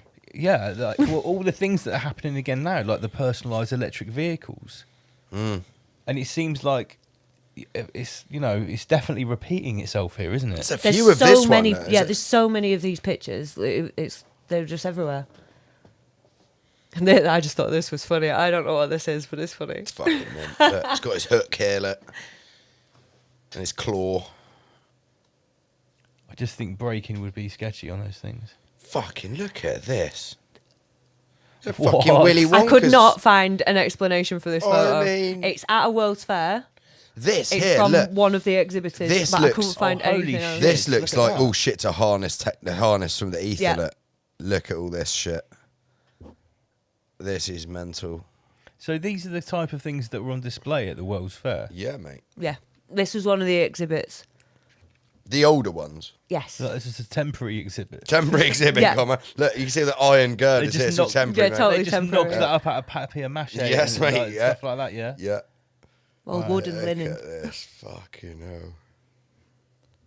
This is insane. What do you guys think? It's 257 peasants seen then. Wow. I haven't really seen anything like that before. It's mad, isn't it? Yeah. So the next thing was, where are we? Have I gone too far? No, we're just on to the next bit. So basically, that was just why they would do it. Like, why would they demolish all So of this is- stuff? is- So is this it is a- showing the possible technology that We could have had. We could have these days. We could have been building on this. Yeah, sure. And because in a nutshell, they wanted to control the energy supply. Yeah. We haven't got any of this tech. We've got the automobile and electricity. Or could it be fair to say that, like, in a way, what they could have been doing is taking the pre-reset technology, which was available to everyone, and then after a reset, showing it to peasants and going, look at these amazing things that you might be able to have one day, Yeah. but you don't have them. Yeah. So it's sort of like a bit of mockery, but it's also like setting the pace for the next reset. Like, so if you've got, It's like, also getting people into the work, spend money, sleep, work, spend money, sleep mindset. Look at all these shiny look at all things. these things that you'd need to earn money to buy. That's your also that. consumerism driven Yeah. lifestyle. So the buildings that are still standing, a lot of them, committees were actually set up to try and save these buildings. We watched the rest of that documentary today. It was talking about a lot of that.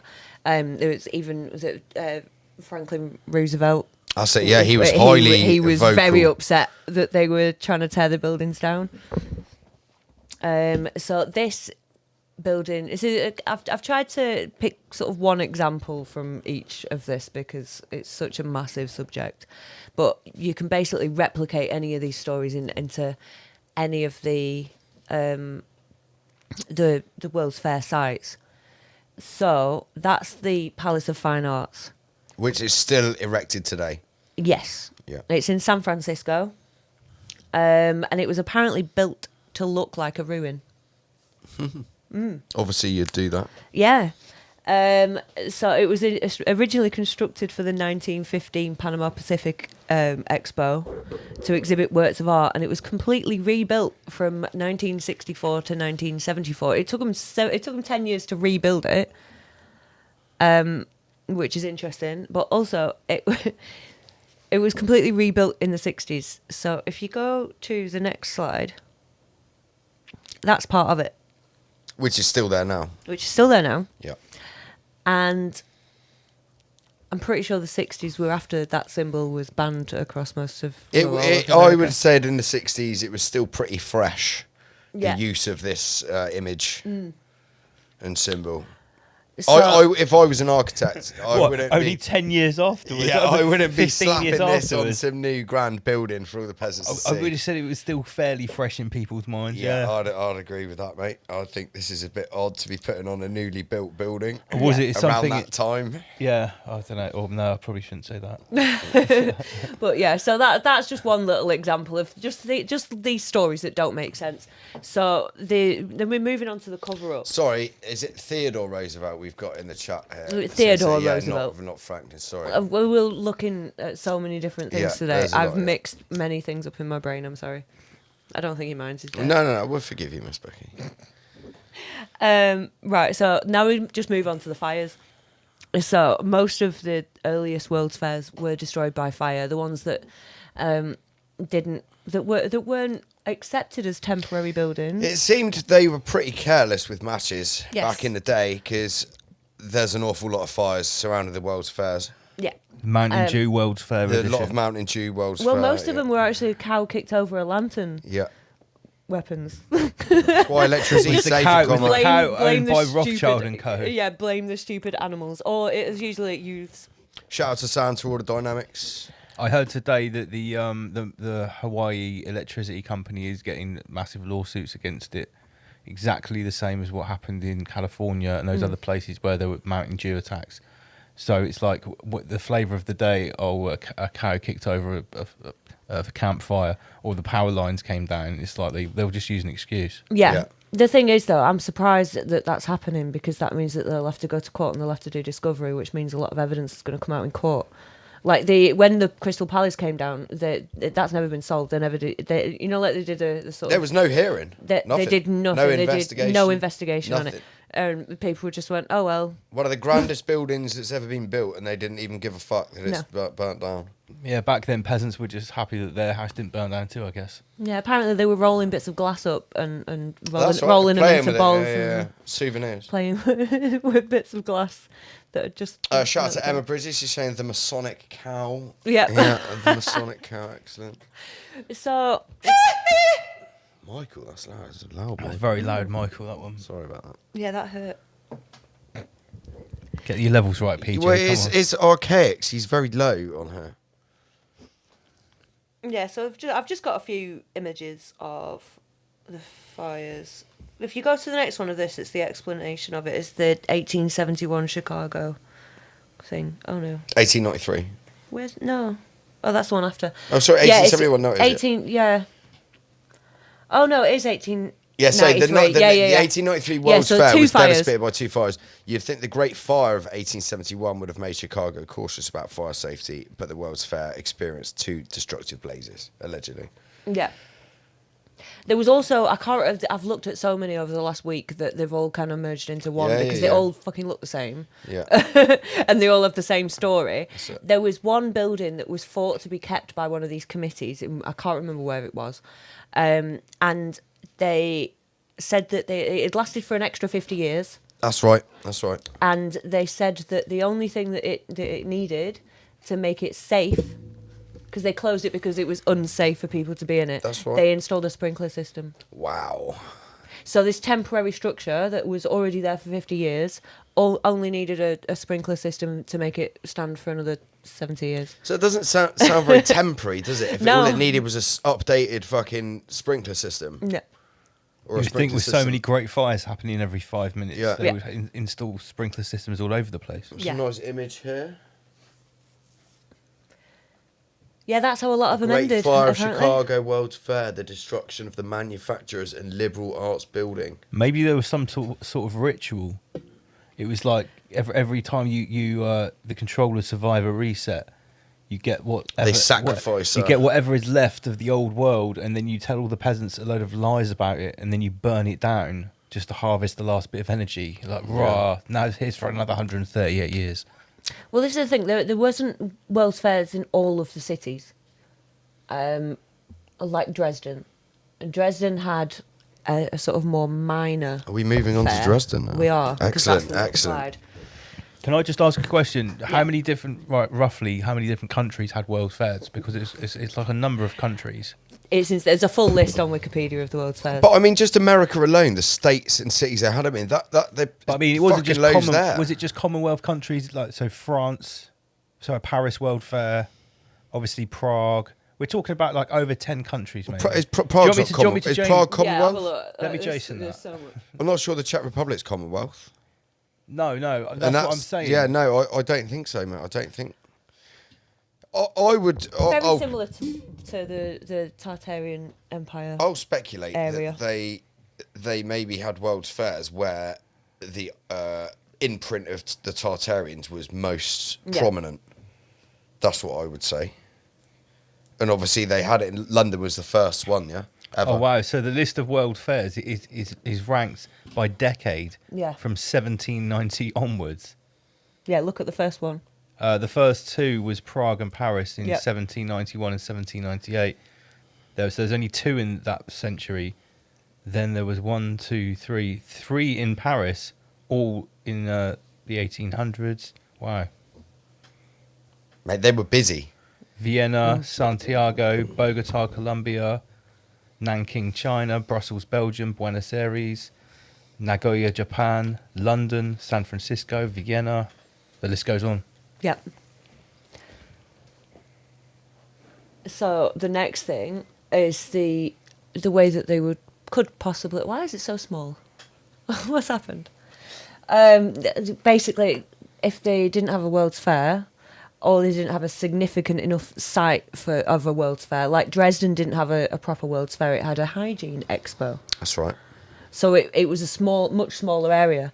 But when you get to World War II, places like Dresden got absolutely carpet bombed. Yeah, basically and when you look at destroyed, the actual buildings that they destroyed, they were exactly like the architecture that we see everywhere else. So I've got a few slides on this. The next one looks very much like that first picture. Well, yeah, there you go. Just fucked. Isn't it? But it just seems Is that a quite... picture of Wowie? It looks like it, doesn't it? Yeah. There's that one blue castle left. I mean, look at that. What's been left there? Fucking all nothing. But when you go to, if you go to the next one, this is from the Hygiene Expo of 1911, but even the buildings don't look that good. No. No. That could have potentially have been built just for that, in this similar sort of style. I've no idea. None of it makes any sense. But again, this isn't a photo. No, true. So this, we might have had an artist who wasn't quite intricate enough to do the intricacy of the architecture, which was actually there. You just don't know, do you? Yeah, I mean, this looks like this is, this looks. It's a bit lame. There's no Yeah, statues. yeah, or yeah, anything. yeah. There's no statues. There's no like grand spires. No fucking bollocks behind it. Yeah, but this is 1911, Yeah. so this is a long time after. I mean, this looks completely different architecture. Yeah, This looks almost sort of. but this is what I'm saying. Like the reason why I brought this one up is because Dresden got so significantly destroyed in World War Two. Yeah. And the only thing near to a World's Fair that they had was It was this. the hygiene expo. Yeah. I mean, this looks like some kind of. A hygiene expo. Mm-hmm. What's that, like clearing out, cleaning out the area? What is it about? What, Interesting. everyone goes there to wash their hands or something? I was and just be safe learning and about effective? bandages. Maybe they're selling face masks. Oh, when was that? 1911. What was the? 9/11. So yeah, the next one is. I can thank one of my clients, Jamie, if he's watching for this. We were talking about the World's Fair this week, and he was like, "Oh, it says that in Men in Black." So I was like, "Oh, okay." So I went home and I looked at it, and yeah, it does mention it in Men in Black, but it actually means that if you search for the New York Expo, it comes up with This is what you 1964, So and you have to actually start typing 18 to get to the 1853 one. if I remember this part of Men in Black, basically what they say was a World Fair exhibition with what flying saucers might look like. They're actual flying saucers. Yeah. So we've again got the theme of the World Fair being used as some sort of cover. cover up Yeah. for something that may or may not have been reappropriated, i.e. they were real flying saucers. Michael. But yeah, so a lot of what I was finding was basically, oh, this is how they're continuing to cover it up, because the next one we've got a scene from Iron Man, which is the same one, New York in 1964. So they're trying to keep New York under wraps. Yeah, They've massively. Featured twice. But it also means that if you search for World's Fair Men in Black, you just get these 1964 ones. You don't get anything earlier than that. You have to know that there was a one in 1800s and start typing 18 before it'll bring you the other stuff up. So what was the other thing that we were talking about with covering up? My brain's gone. But yeah, so literally we were just talking about it earlier. Covering up. You know when you Google something, it'll bring you the new of it, Momo. Oh, yes. Yeah. That were it. Yeah. So on the documentary, there's an amazing documentary that I'd absolutely highly recommend called Stolen History. There's part 1, 2, and 3. Part 3 is mainly on the World's Fairs. But you have to watch the first two It's first. fantastic. Yeah. Watch them in order, guys. I've stolen a lot of the shit from there just because it's just so well researched and it's really easy to understand and it's really good for people who don't have a clue about anything, because it really lays it out well. But at the end of that, they talk about a film called Momo. And it's about a little girl who she lives in like I think it's in the 70s. It's really old. It's old, really. But she lives in like an old world amphitheater with the whole mud flood windows, Roman amphitheater, like a Roman amphitheater, and all of the adults get told by the controllers, like the grey men, to start saving their time. So it's really creepy, and everything starts getting bleaker and grayer, and all of the adults they're working to save time, and then they lose all their time for some reason. I've not watched the film, but I really want to. And she's the only one that stays connected to the old world and the old and knowing that you don't work to live. Is it on BitChute? I don't know. It's on YouTube. It's on YouTube, Rob, The mate. Go check it out. Stolen History one. Stolen History, the World's Fairs. Check that out. Part 1, 2, and 3. So yeah, it's her that actually sort of brings it up. I don't know what I've got on there next.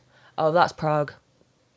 Are we moving on to That's Prague? Prague after. I'm just going to go and get another drink. So yeah, basically with Momo, she is this little girl who, shows everybody how they were supposed to be living, their connections to the past, and it's about loving and all that sort of stuff, and family and things, rather than just working all the time. And now, when you search for Momo, you get a creepy child-eating, scary monster thing. Do you remember that from a few years ago? Momo. I think so. Yeah. Google it. It's like, so I'm finding over and over and over again these things that I'm looking at when I'm researching the World's Fairs. They'll have the same names as things that have come out more recently that have been totally inverted.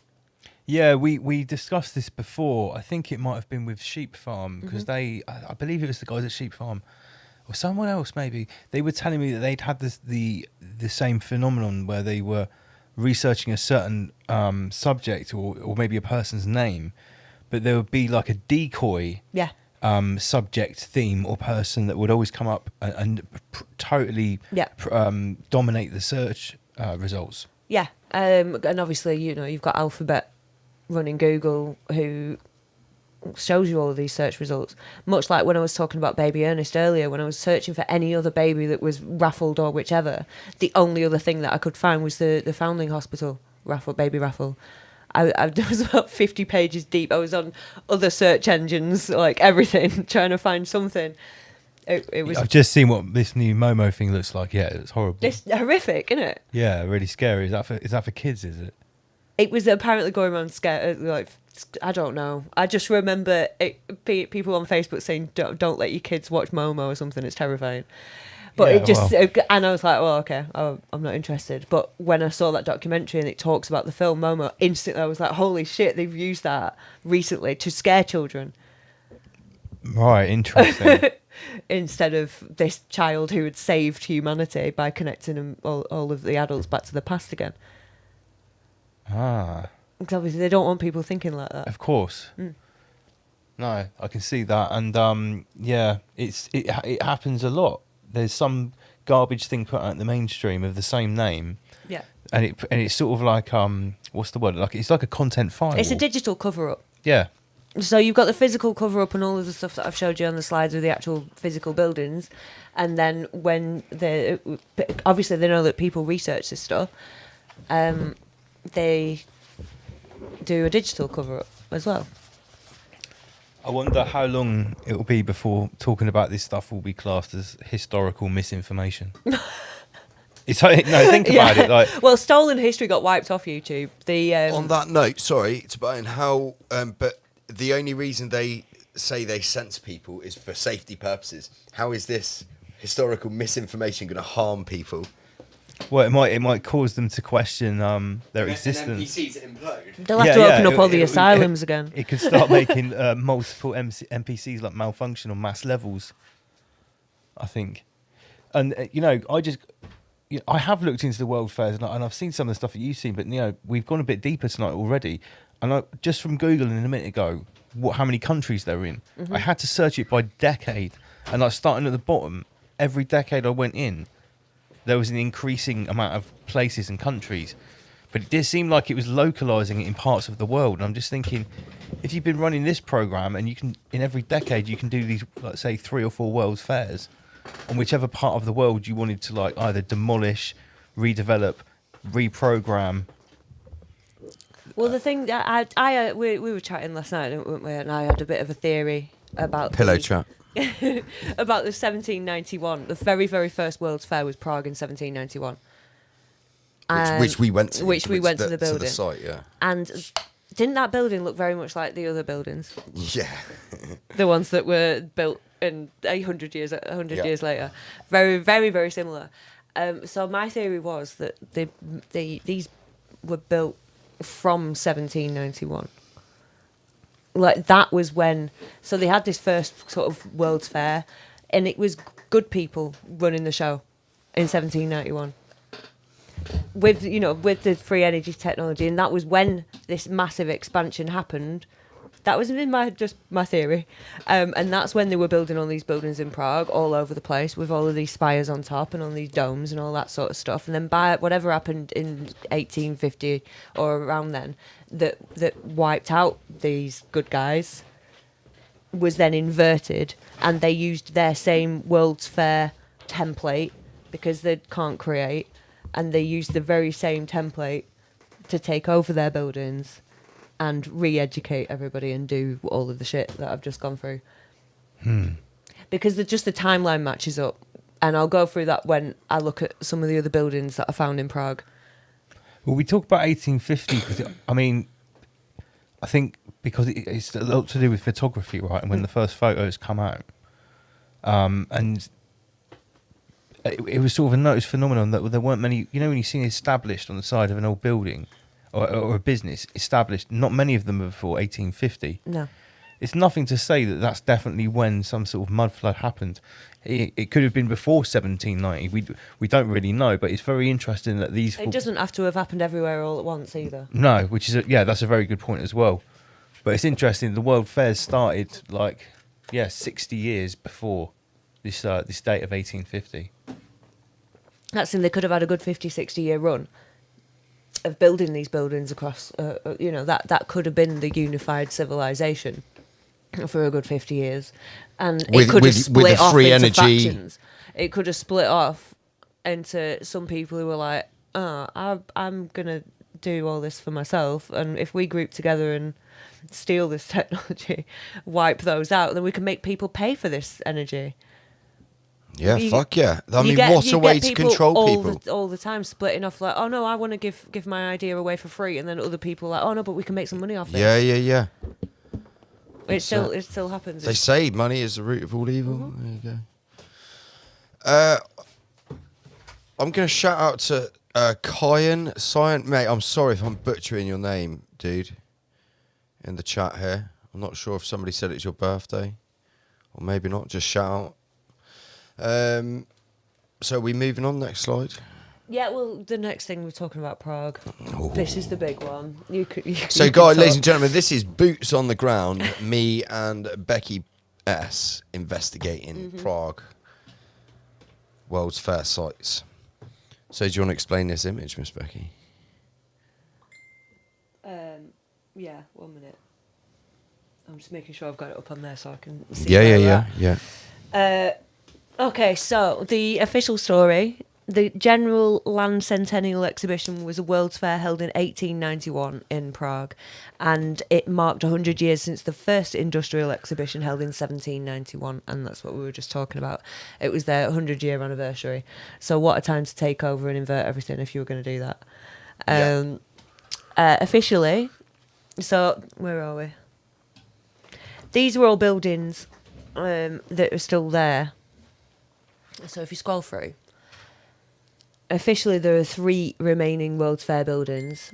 This is the biggest one. Shout out to Cherie in the chat. Oh, hey! Where's the lighter? There you go. Thank you. I wanted you to talk so I could have a cigarette. I've been talking for 2 hours. I can talk. Okay, yeah, Look, I can talk. There's notes there. That's all day over the studio. Well, yeah, so you've got these 3 buildings. Go on. Where's my map? Where's my map gone? Where's it gone? Why is it not in there? Oh no, it's after that. Right, it's after the fountain. Right, okay. So I scroll on? Yeah, it's fine. So basically, this is the I can't even say it. Promovsky. Yeah, we won't. It's Palace. in Czech, right? We won't butcher the fucking language. No. But right, yeah, okay, go on. You have your ciggy then, Miss Vicky. Thanks. Right, so we went here. So interestingly enough, when we went here, if you guys can see the cursor on the screen, this clock tower here wasn't present.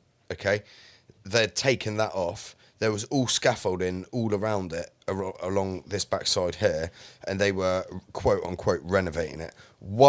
See either side of it, you've got these wings that come out.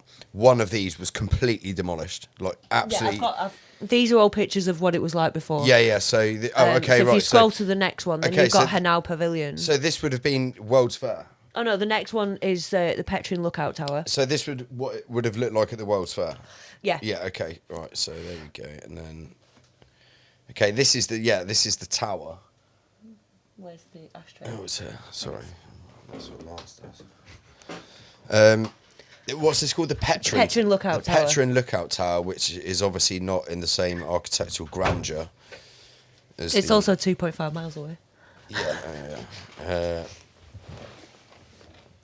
And then you've got Hanau Pavilion, which is about in the middle. So officially, these are the only 3 buildings that remain from. They were all 3 of them were built in 1891. the official story, Yeah. all three of them. And they are the only ones that still remain. When you look at it, those are the only ones that remain. So this is what it looks like now. Now is it? No, because one of these wings is Oh completely yeah. gone. So this is like I tried to basically just find it through the ages because I was trying to find some of the other buildings of the because I found more pictures that are later on. Yeah. Didn't I? So I was trying to find where they were. But it's good to have a good mix of it. So 'cause this then- was from the same set of photos. So this was actually in 1891. Yeah, so this would have been, look all the statues and shit here. Look, you've got a fucking emblem on here and the top door. Obviously, the clock tower's present, flags, all this shit's ready to go. None of this was here when we went there. So like, yeah, I mean, And look at again, this. that's what it looked like. Mental. All temporary, guys. Fucking look at this. Yeah.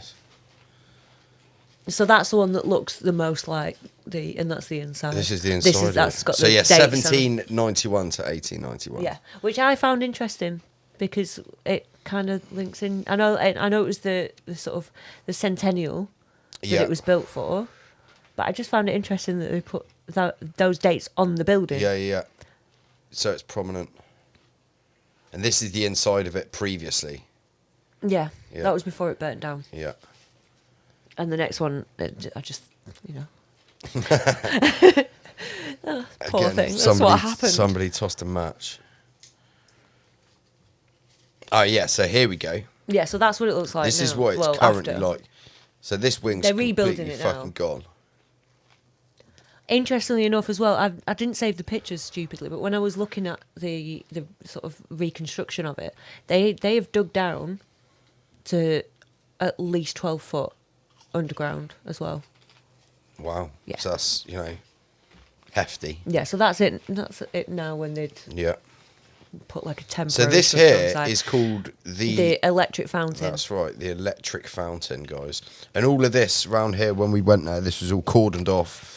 They had you could see in it, but they had builders' gates round it. They were doing loads of Yeah, we fucking couldn't get work. good pictures, so I just No. got that instead. All this was just fucking covered in scaffolded here. And the next image is from the World's Fair. This is what it looked like. So at that is the World's Fair. electric fountain in front of the structure. Look. So when it was in full swing, again, it's not a picture. Is it a photograph? All the statues as well. I think No, it's it's not painting. a photograph. Yeah, it's painting. Statues everywhere. But there's no statues on it now. No. All that's gone. So here we go. Yeah, so this is how far away they are. So basically, what I was trying to prove, I guess, is that these buildings weren't constructed for the World's Fairs. These buildings were already here, but I think that there was a larger concentration of them. Bar the tower. Bar the tower. Well, we found a lot of things that looked like they could have been at the World's Fairs, but they weren't in the official site map area. So all this proves is that these buildings were everywhere, but I think a larger concentration was up at the top right, where there's now a lot of greenery, which doesn't look very green because it used to have buildings on it. Yeah, you can see.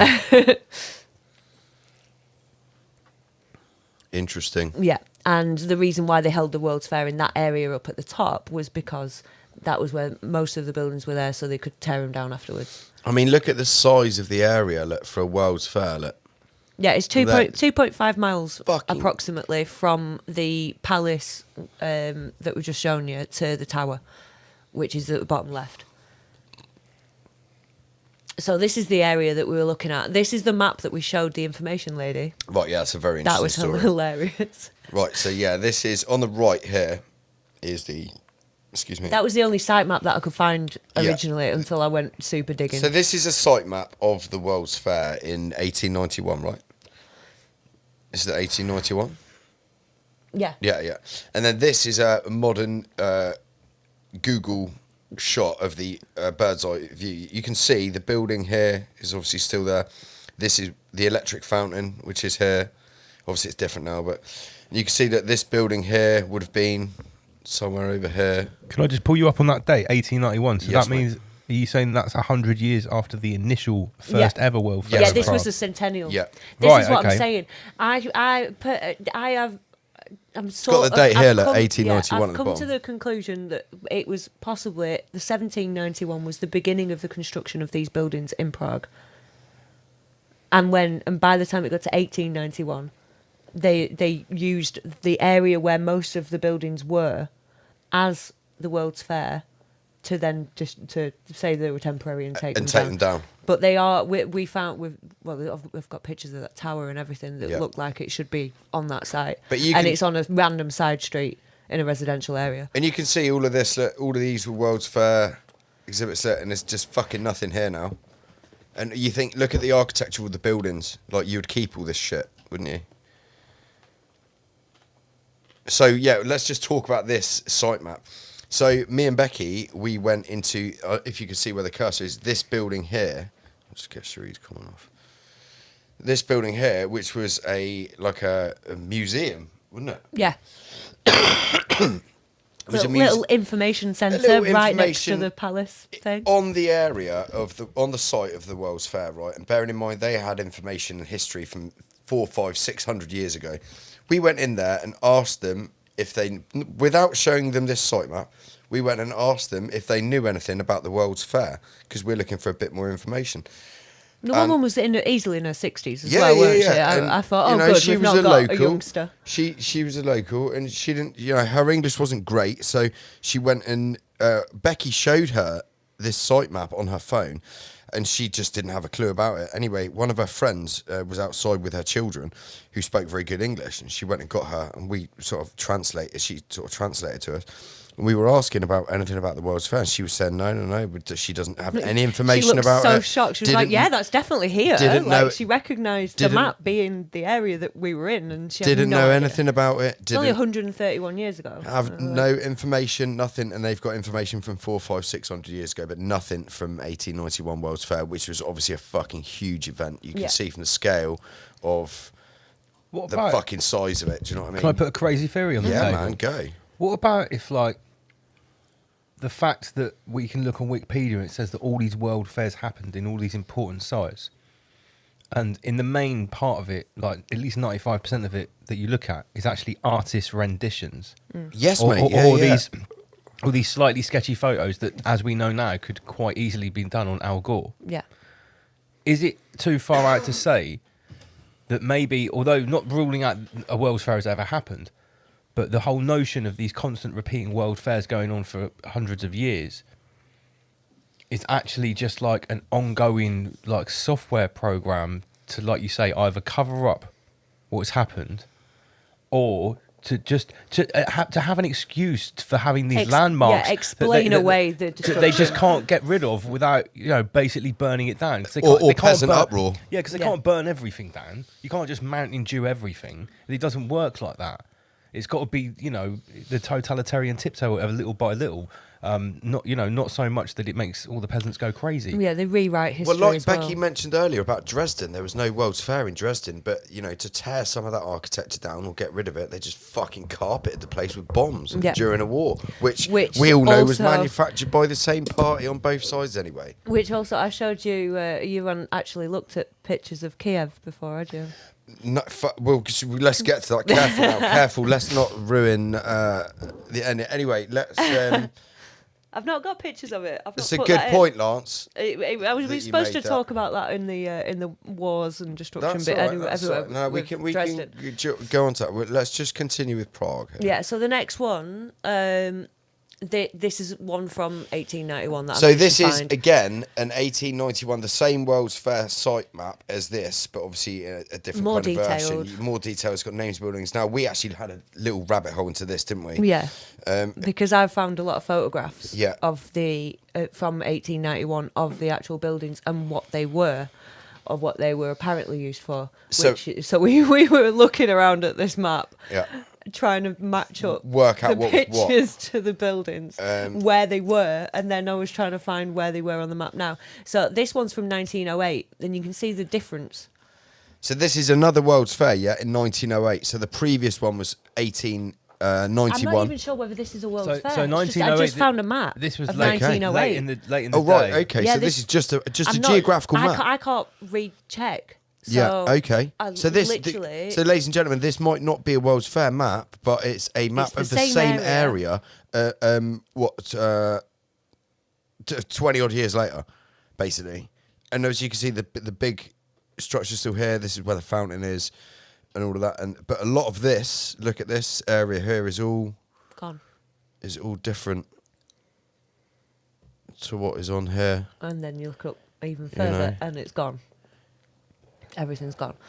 Yeah, it's all just been wiped out. So then the next one after that is a photograph of what it actually looked like. Yeah. So you can see the A big live World's entrance. Fair. Interesting that there's a big mobile oil Yeah. thing, sponsorship. Yeah. So you've got... Made it look tacky as fuck. Yeah. All this beautiful architecture and just slap Well, the mobile oil. Look at the makes age of the sense. roofs. Yeah. This at the is weathering. aged. Look at it. Yeah, John Levi would say like those. That does not look new. Those I'll dirty throw inheritors this out there. that like slaps their mobile oil sign. Yeah. Yeah, all over like the old world. I'll throw this out there. Maybe this isn't even a photo from the World's Fair. Maybe this is a photo just from Prague. Yeah, it could be. But this is very... this was the earliest photo that I could find of the area that still had all of the buildings there. And they've still got the trams running through, because when me and Becky Yeah. got here, we walked in from this side. This is gone, this bit here, but this Guess big they just building- left up those temporary ornate towers. Yeah. So the next one... So here we go. Yeah, this is the Google overhead shot with the... You've got the... Yeah, okay, you've circled... Right, okay, yeah, I know where you're at here. Yeah, scroll down. Right. Those are the ones that are still there. So we went for a drink The official here. story, there are 3 buildings remaining from the World's Fair. Remember that? Becky took this picture here on the left. Did you take the one on the right here? Yep. On the top? Yep, Becky all took, three. Becky Yeah, took yeah. all 3 of these pictures. We sat here on these little pallet sofas having a cocktail, which was actually a really good cocktail. Wasn't It was very good, yeah. It was called a fancy drink. Becky ordered it was called fancy drink on the menu. She's like, yeah, I've got to have that just to see what it is. But yeah, so they've turned this World's Fair building into like a little bar. It's the fact that they don't say that it's from the World's Fair. No, there's nothing World's Fair related there whatsoever. There's only 3 remaining buildings from the World's Fair. So this is the same According building. to Google, there are only 3 remaining, and I showed you those first, those 3 remaining Yeah. buildings that are circled on the map. And So that's here. There's those 3 there. 1, 2, those are an 3. extra 3. Now this one's And interesting. there's another one, Which is here on the map, look, Yeah. this little T-shaped which apparently building here. this doesn't exist either. You can see the T, look, and they've appropriated these 2 sections on the side. Yeah. You can see this is the original structure. So if you scroll down, that's what it was. Yeah. Like. So take note, ladies and gentlemen, of these sculptured faces here, like head and shoulder. They go all the way around the building, around the sides. Me and Becky walked up here and took pictures of all of this, and it's still there now. Yeah, I've not got pictures of what it looks like now, Right. but there's trees all the way across. I didn't put the picture on because you couldn't even see the building. No. It's just covered in trees. So Becky, this area here you've circled. This is where we theorised the other building was. Yeah. So let's just scroll So down. this is where I'm trying to think. So if you scroll back up a little bit, that is the where is it? Go down a tiny bit. It's the Prague, the central court showing the. It's just a pavilion. That's just a pavilion to the right of the Palace of Industry, Right. which is now no longer there. This structure. Yeah. Because you can see in the background of that picture as well, you can see what the other buildings next to it and stuff. So that's where I think that one went. A bit of digging, but the next one's the fun one. Yes. This is the So this. the paper industry. Yeah. So you see this lined piece here. We're saying that this was here, this building here, right? Currently, it's this. A big giant pyramid, right? And look at this, Lance. This was the exhibit. Egyptian exhibit. No, it wasn't. No? It was the paper industry. Oh yeah, That's right, but looks it's like got nothing your to do with standard- Egypt. No, but it That was looks an like your standard paper factory. to me. Egyptian themed building with obelisks and It's Egyptian. just the paper industry pavilion. I don't know. And so what they've done, they've torn that down, and modern now, which stands there now currently, is a giant fucking modern black pyramid. Oh, So weird. If that's not evidence of a reset, I don't know what That's is. so weird, If isn't you it? look on the right-hand map here, it's where I'm circling with the cursor. That is where this little building here is this. Is that there? Because we looked at the photos, didn't we? Yeah. And this little building here in the forefront and this rooftop here, this pitched roof, are these two little structures here. That's the pitched roof and that's the little thing at the forefront and that's the Egyptian paper company. Shout out to Dunder Mifflin. And then, yeah, they've built a fucking giant satanic pyramid there. Yeah. That when we found that, Yeah, it was I so went on fucking Google funny. Earth and I was like, I wonder what's there now. And I ran into the room and And I was it's like, a fucking fucking pyramid. look at this. Yeah. That temple looks like it's got like a Nephilim-sized door. Yeah, I know, mate. Look, mate, all Yeah, of it it's is Nephilim sized. Look at the obelisks and shit they've got here. I mean, for a paper company. That was probably just their garden shed. Yeah. So And that's these are a few buildings that I couldn't find So, yeah. anywhere. But just to if expand you go on up that, a little bit, it says what it's for. I've seen some of the other names of the buildings at these world fairs, and they always just sound off and wrong. Yeah. Like Scroll down a little bit. So I can see Chamber which of one that is. Eternal Commerce No, up a and bit. stuff like that, and it looks like a sports hall. That's or the. We keep going past it. Sorry. It's the Mouse is fucked. Kingdom of Bohemia Parliament building. Bohemia Parliament. Yeah. Look at a giant fucking phoenix up here, look. the Kingdom of Bohemia. Yeah. Yeah. Well, that's Let's check. yeah. What have we got there? The Iron Industry Pavilion. Oh, yeah, this was great. Look at this, the iron industry, Lance. They built that for the iron Yeah. industry. It looks like a castle. But these are buildings that I couldn't find on the map. The next one as well. I Surely couldn't they would appropriate a different building Is for that, the iron. is that or like like, is that a statue of a giraffe on the roof in the middle? No, I think that's a flagpole. flag. That's a flagpole, yeah. I think it looks like a flagpole, yeah. Oh right. I mean, you've got I've got low resolution on my tablet over it. the Egyptian papyrus But- building. Why? Lance, Becky made this point out, right?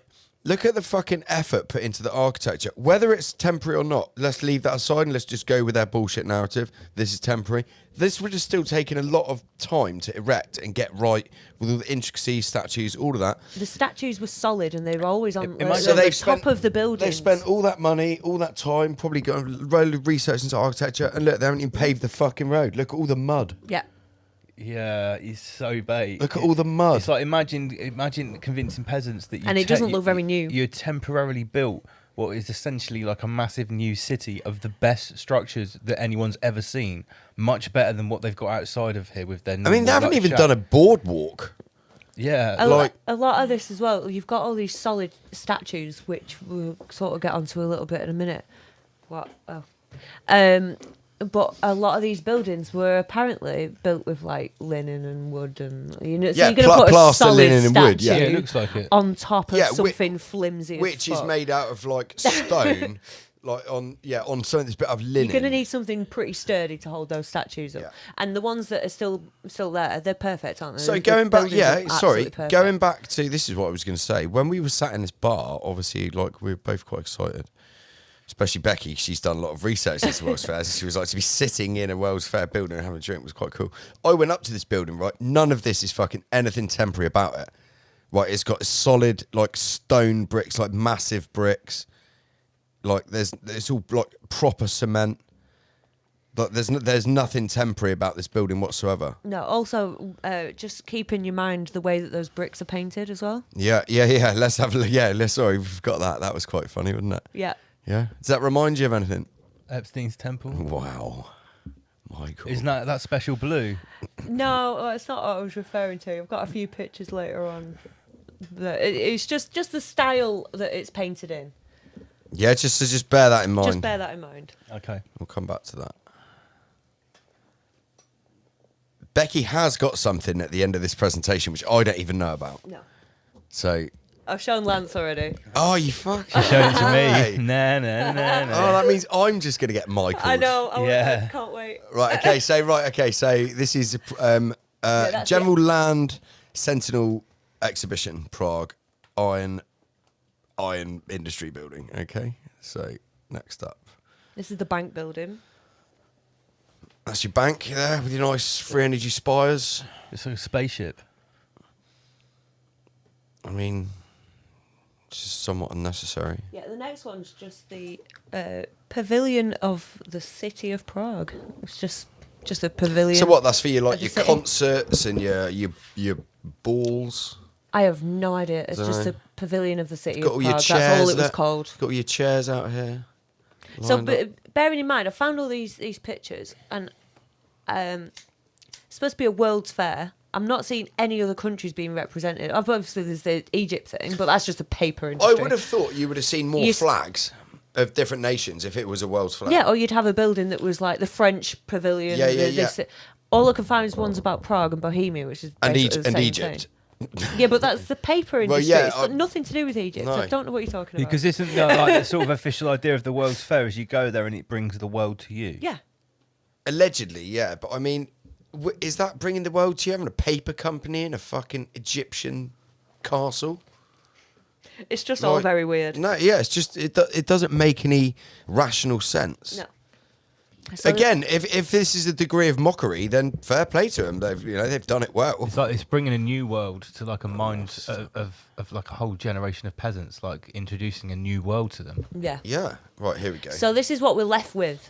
This is the area. I sort of just zoomed in a little bit on So Google Earth. this is a nice public park Yeah. for you to stroll through. As you can see, it's got nice green lawns everywhere. Yeah, you can see where there were buildings before. So the next thing, where are we? Where's the university pictures? Hang on. Oh, they're kind of a little bit in the wrong order. On here or on there? Both. That's all right. We're just talking about the university. Yeah, well, basically, this outline, just forget the university for a minute, it's just that this has also got where it is. But all of the buildings that I've outlined there were all built after 1904, from what I can find, apart from the odd little thing that we found when we were walking around. So, Which was nothing massively impressive. It No. was just little pockets. little things we were like, hang on a minute, That looks a bit doesn't weird. look like everything else. That looks like where we've just been or where we're going to. So on the next one, this is one of the buildings that we found just down a side street on the right, and on the left is the building that was on the actual official World's Fair site, the one that apparently isn't there anymore. Yeah. So if you look at the Which is still very monogram- much clearly there. Yeah, very similar monograms. So you've got PO here, Mm-hmm. and this one's PM. And also on the side of that building it says 1848, even Yes, though it it does, says that yeah. all of these buildings were built in 1891. There you go. And this one here, if you zoom in, that says 1888. There. Yeah. It's So not it's all 1891. before. This is what I'm saying. It's all Yeah. before 1891, Yeah. which is when you Google the Prague World's Fair, all of the buildings that they built for it were built in 1891, and that's it. Which is clearly not. It's not true. I went into this area and took a picture of this of the lamppost here Mm-hmm. just because it was fucking magnificent, and we haven't got it in Schwab shape, but it's like just somewhat completely unnecessary for what we do today. Again, it's it's just all old. I mean, look at this. Yeah, so this is in the same area. This is in the area that's outlined, and we were looking at a lot of the statues, and a lot of the statues look way older than the buildings. Yeah. Okay, are we on? It's taking all my numbers off the thing, so I don't know where we're up to. So basically, what the theory is, go back up.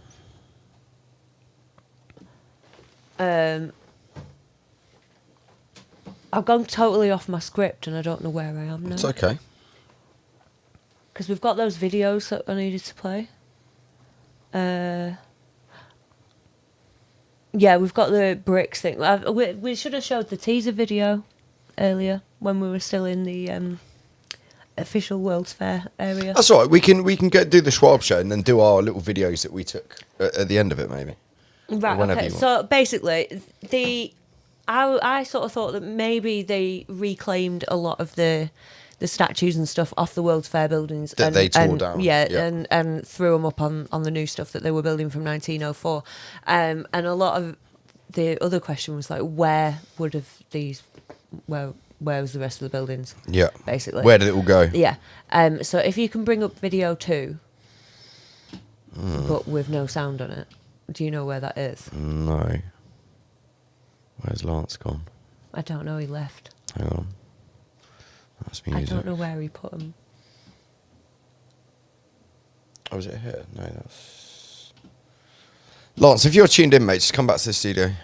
We need videos. Yeah. But yeah, anyway, guys, I mean, look, you can... On this picture on the right here... This you is can the same see- street. Yeah, you can see the peasant new buildings that they've built here. And then look at this next to it on the right. Doesn't look anything like it. Do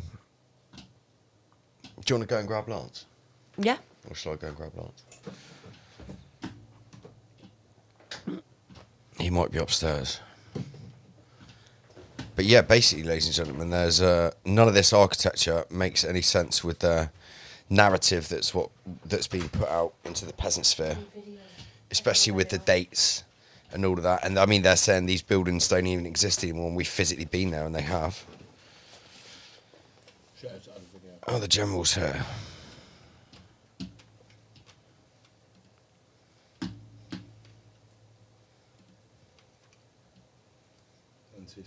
Okay. Yeah, second one. Number 2. Yeah. Yeah.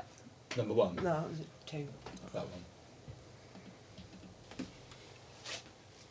one. Okay.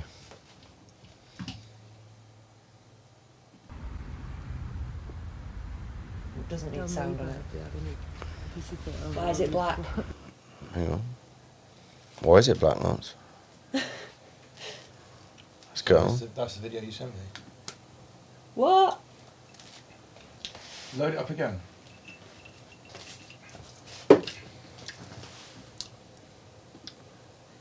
That's very weird. That is very weird.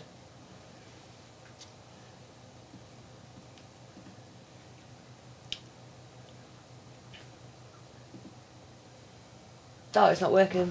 It's just coming out black. There's something there in the back. Yeah, it's very dark. yeah, that's weird. Has Al Gore blocked it? Down the hill. There's video. There's the I can bring it the up on audio. here. Yeah, go on, and we'll just put it up against the Yeah, camera. 'cause it's only the brick. Or send it to Lance on Messenger. Send it to Lance on Messenger. All right. That's really strange because That's weird, man. You could see the video in the thumbnail, but when we load it up, it was just goes black. Basically black. Fucking Blunt's poking me tonight.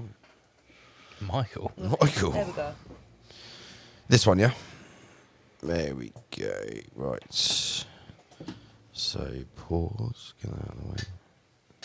Yeah, we don't want sound on though. No, that's cool. It won't broadcast the sound. Right, let's drag that into the Schwab show. There you go. So this was when we were coming back down the hill. Yeah, we were just walking down, and we just thought it was fucking hot, and we were like, we'll just sit down and have a cigarette in the shade. We were just sitting on this little wall, and then we just I looked. turned around, I was like, the whole side of Yeah. the thing is covered in bricks. Becky said to me, she says, do these bricks look a bit weird? So here's the video, guys. Like, it's insane. As far as the eye can see, just broken buildings. Oh, hang on, here we go. So that's where the rest of the buildings are. And there was miles of it. It was insane. It's fucking everywhere. Yeah, all down the hillside. And they're all sort of, they're not natural looking. It's not like a load of loose stones on the side of a hill, is it? No, they've just been thrown down. No, it's not gravel, mate. But they were all square, that's- and they were all definitely building Yeah. blocks. But that kind of leads on to, the teaser video that we played the other week. Yeah. That was after we were in that area that we found all that. Shall I play that video? Yeah, now? that looks like a load of rubble from a demolished building. It's weird, right? So I think they've salvaged the statues and all the cool shit to build the buildings from 1904 and tip the rest of it down a hill. Down a fucking hill, yeah. Shall I get that out of the video up? Yeah. Yeah, so... And I'll try and figure out where the rest Number of one. everything is. Yeah. Yeah, here you go. And we want volume for this one. Yeah. Yeah, there's no music on it though. It's just because I added an extra bit in. Okay, so we've got volume. So this is Andy PG from Rise Above with Beki S Investigates. We're here in Prague on the site of the old World's Fair. So we're just having a little look around. So over in the distance there, you can see this tower. That's called the, what is it, Miss Becky? Petrin Lookout Tower. That's the Petrin Lookout Tower. All right, and we're probably a mile, maybe 1.2 miles away from that. And this is still the World's Fair grounds because that was part of the World's Fair. So this is absolutely enormous, the amount of ground. And if you look in between it, look at the amount of old world dome structures and spires and stuff like that. This is fucking insane. Got your solid marble steps here with your solid marble stonework, over here. I'm guessing that once upon a time when this was the World's Fair entrance, all these would have had fire in it. So it'll be really impressive when you come up there. But yeah, all of this is like solid marble.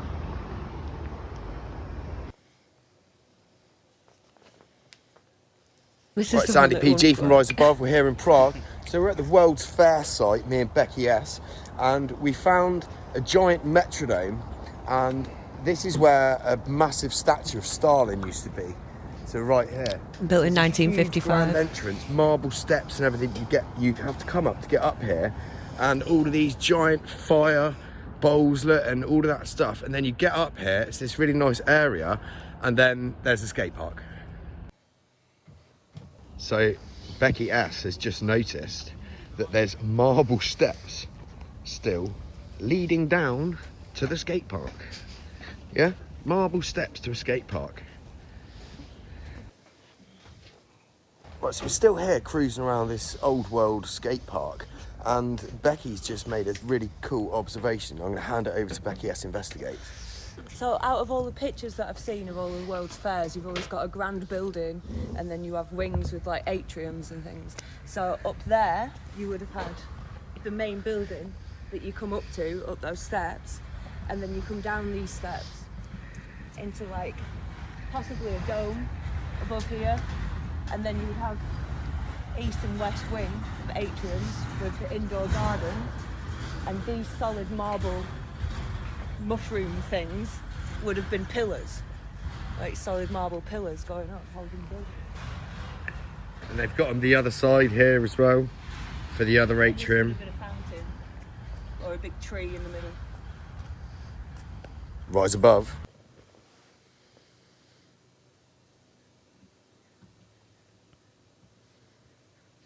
It looks like such a weird skate park. Yeah, but I've tried to find any pictures of what was there before, and I can't find anything. But I mean, I had 2 weeks, not even that. So there might be some, but I couldn't find any. But that Stalin statue was built in 1955 and was torn down in 1962, from what I can remember. Didn't last long. No, fuck. Lasted longer than the Greta statue.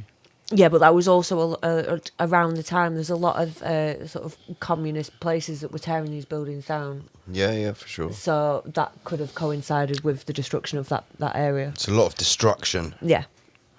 So the next thing is the university, the Academy of Fine Arts. So I found at the top of the map where I'd outlined the new build areas from 1904. You don't have to go back. In amongst that, and we walked past it, we walked behind it, didn't we? Yeah. We were walking through the park area to try and get to the main World's Fair area, and we noticed the curved windows on the back. Yeah, it was very Crystal Palace. It was very Crystal Palace. I looked up, I was like, look at those fucking windows. Straight away, Becky saw it. And so I looked it up on Google, and it said it was built in 1799. So 8 years after the first World's Fair. Yeah. 1791. Allegedly. So this again ties into what I was thinking with that was the beginning of these buildings being built in the 1790s. Because if you look at the old picture that is there, the old artist rendition, there is nothing in front of it. No. So the area that they built this residential area on, there was nothing. There was just parks and open spaces. So I think they've turned what was where the buildings were into parks and open spaces, and built. Again, look at on this. parks and open Look at the spaces. size of this structure, and look, I've got 1, 2, 3, 4, 5, 6, 7, 8, 9, 10, 11. Yeah, well, this 11, would have been painted maybe years 15 later. peasants there. Like, there's fucking no one here There's definitely not enough people to warrant, to warrant building that. those type of buildings. Right. Look, they put some tacky windsock on it here, look, or some shit. If you go to the next one, that's what it that's the back of it now. That's what we took. That's you up that hill. That's how far up that hill it was. Yeah. It was ridiculous.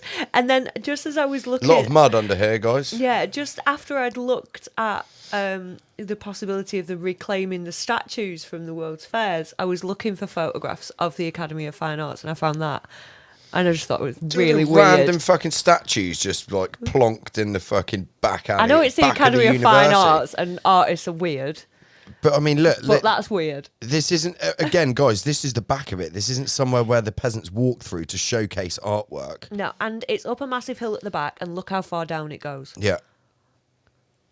Becky's got- you've taking a got picture steps of me, taking a picture of the windows here. Yeah. Right, okay. So there's a massive bank going up to it, and then it drops down again. A lot of mud. Just weird. Just another interesting tidbit. Something else that doesn't make sense. Yeah. Yeah. Oh, the mouse has gone fucking AWOL again. So then after that, I just thought I'll have a look around because I remember seeing those bricks. That was after we'd come out of the castle. So, Lance, did you remember earlier when we said, when we were having a drink in the World's Fair building bar, we said, look at the way the bricks are painted, the building's painted. Oh, yeah. Yep. This is when I showed you the map where you've got the 3 areas circled, the 3 remaining buildings. This is sort of about 2/3 of the way to the left of the rightmost building, like where those buildings were, where we had the cocktails. Yeah. It's about 2/3 of the way across the map. So that's just outside Prague Castle. But also, these buildings had a lot of the monograms on as well, didn't they? Mm-hmm.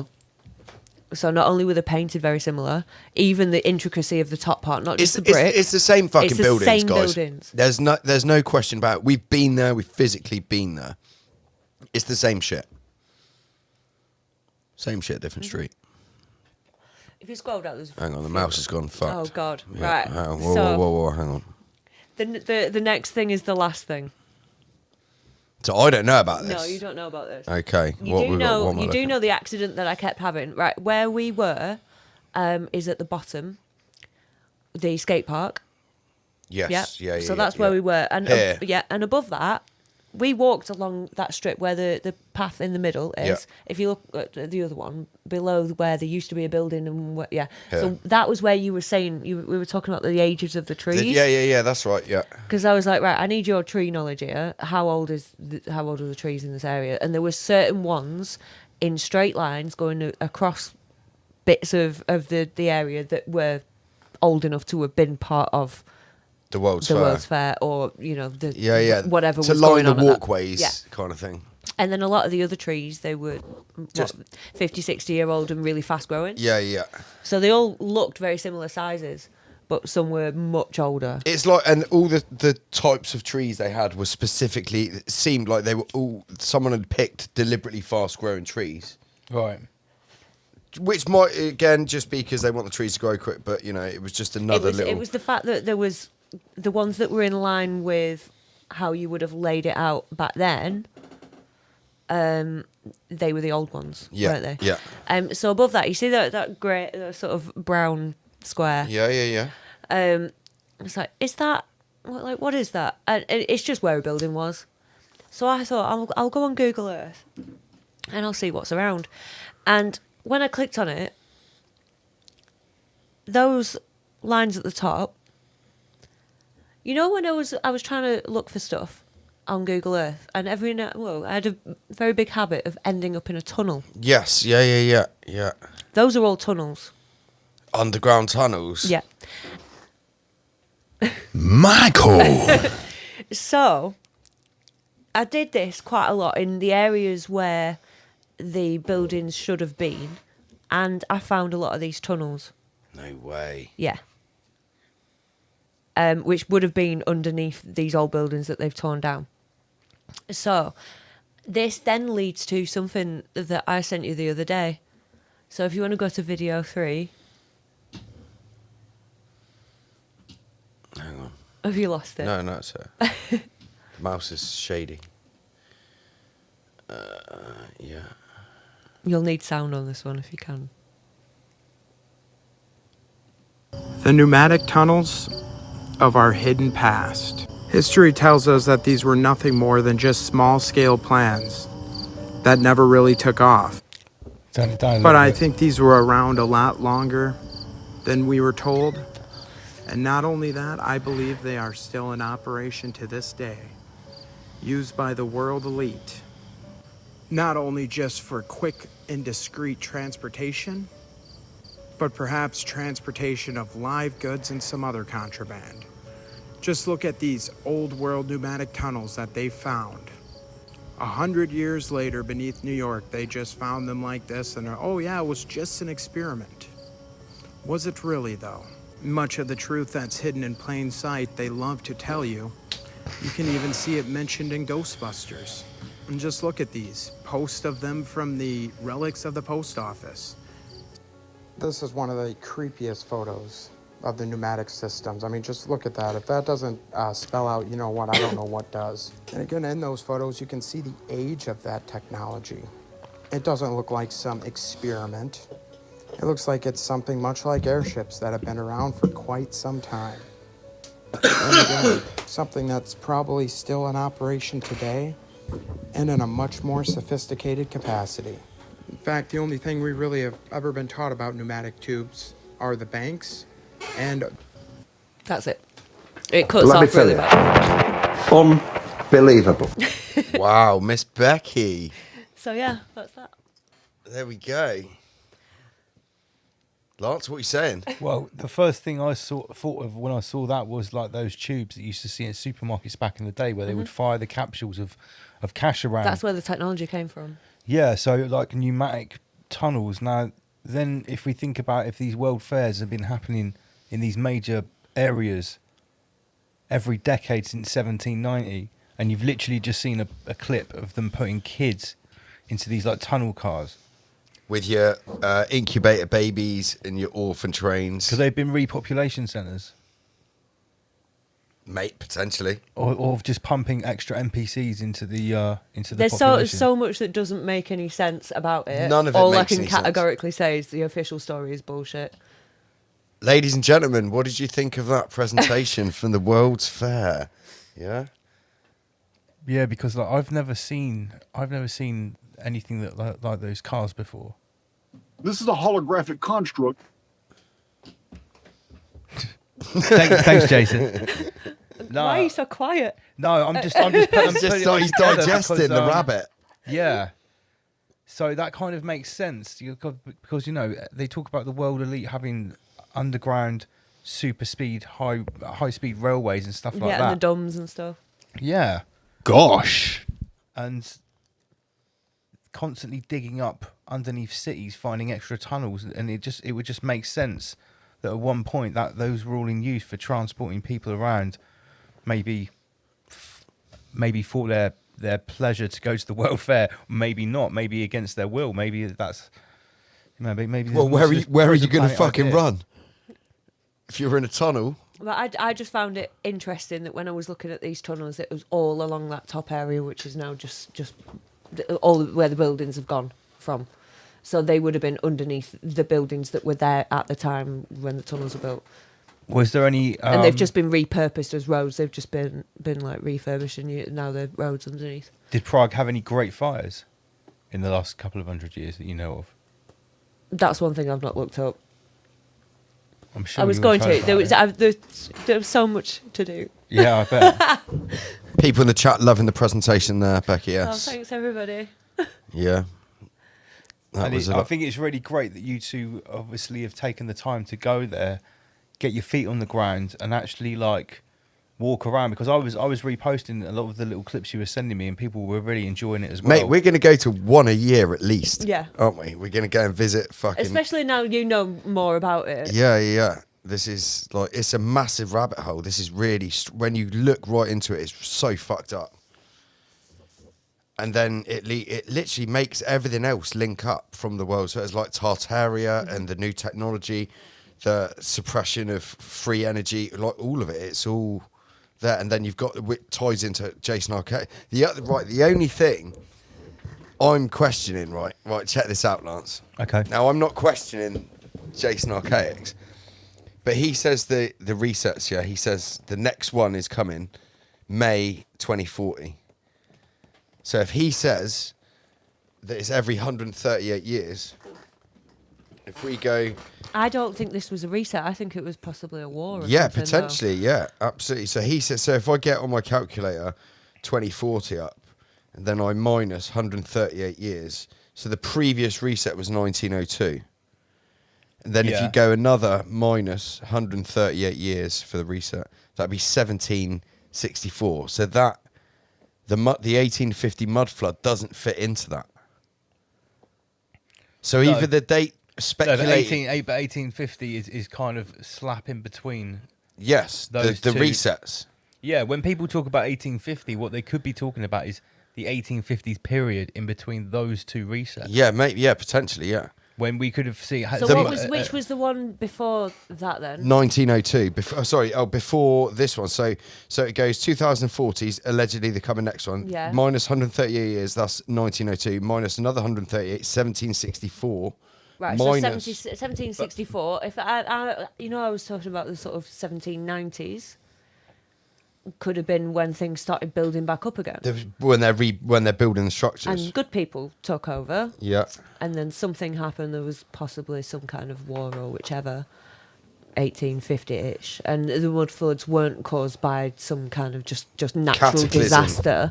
It could have been some form of weapon, whether it was earthquake machines that caused liquefaction. Or someone opened a can of Mountain Dew. Whichever. That could have been a false reset like they're trying to pull with 2030. Yeah.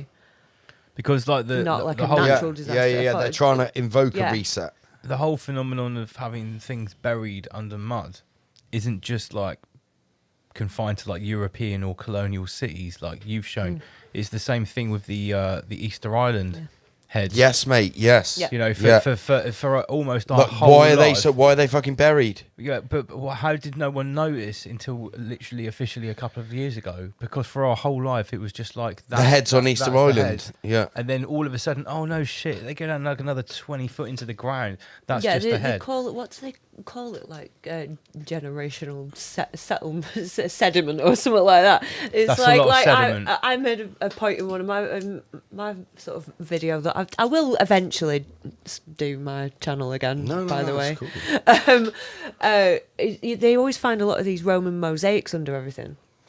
Yeah. And it's like, if I had a Roman mosaic outside my front door, I'd give it a sweep every now and again.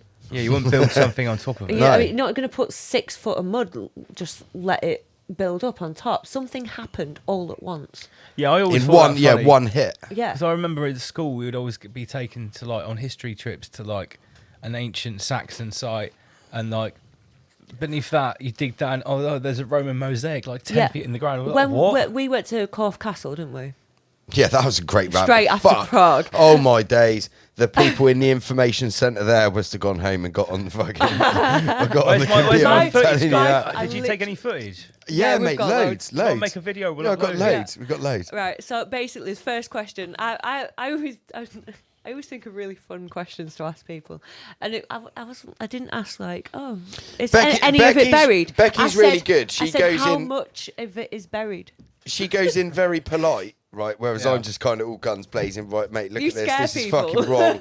Like, this is bullshit. Look at it. Whereas Becky asked them questions to me. They'd be like, oh, maybe. Yeah, so I asked him. I said, she dances around the rim of the rabbit hole. Yeah. She's like Al Gore. How much of the castle is buried? And he was like, what do you mean? I was like, well, there's quite a few of your little information squares that say it was excavated.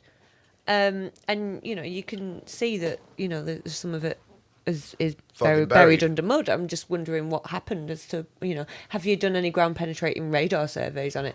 And he said, That's didn't what he? she asked the dude. Good question. Yeah. Yeah, and he said that they'd started doing them, and then just stopped for some reason, Yeah. which I thought was highly interesting. You probably found something that didn't fit the. They were official told to peasant stop. They timeline. were They were told to stop. They were told to stop. 'Cause I by said- and I asked by who, and they said the local authority. Yeah.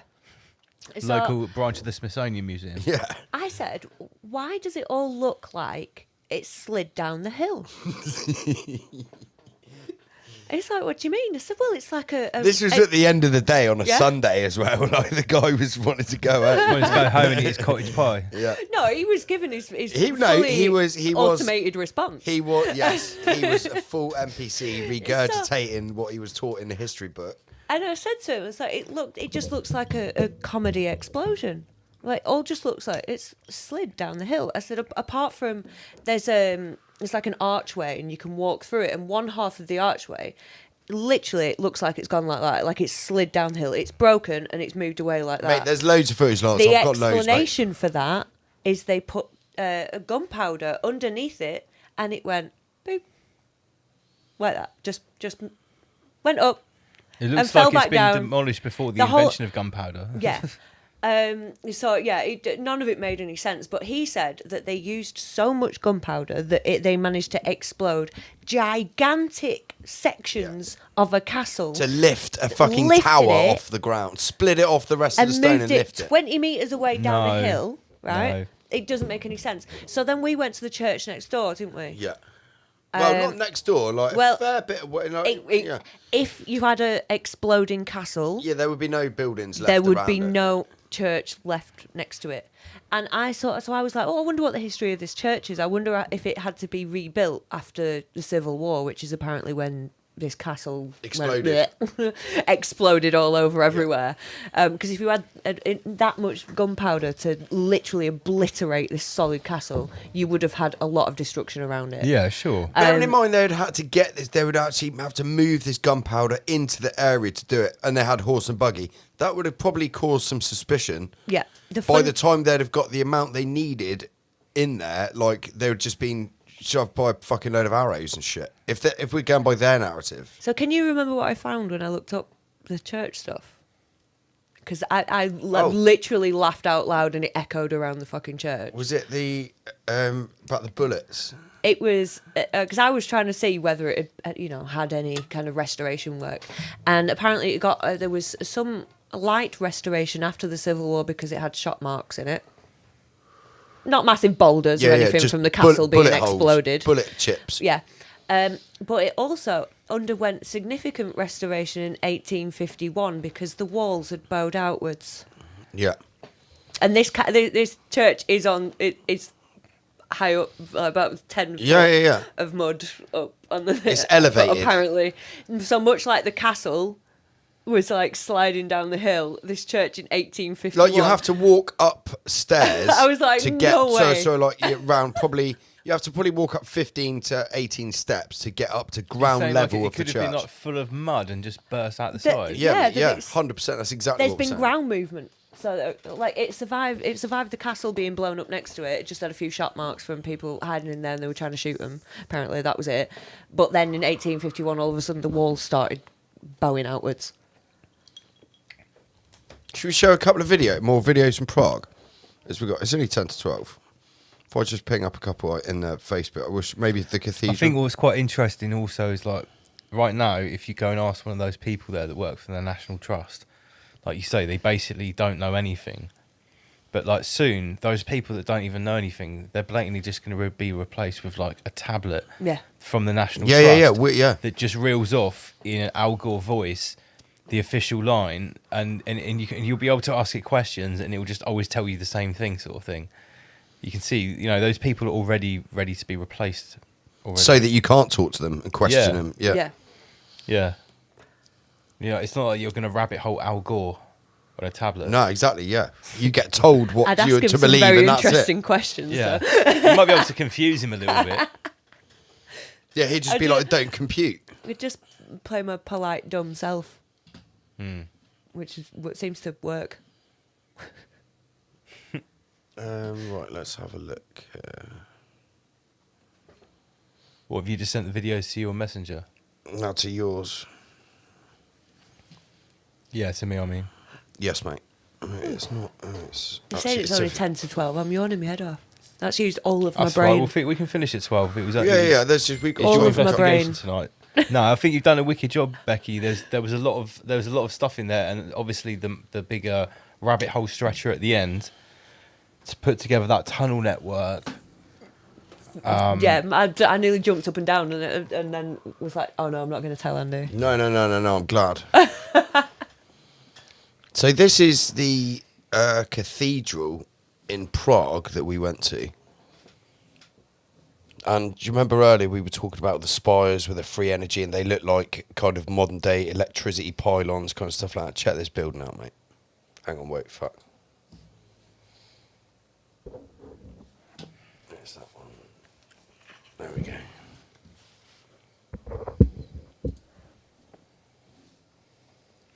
Boom! Look at that. What's that? The chamber of infinite energy It's harvesting. just fucking immense, mate.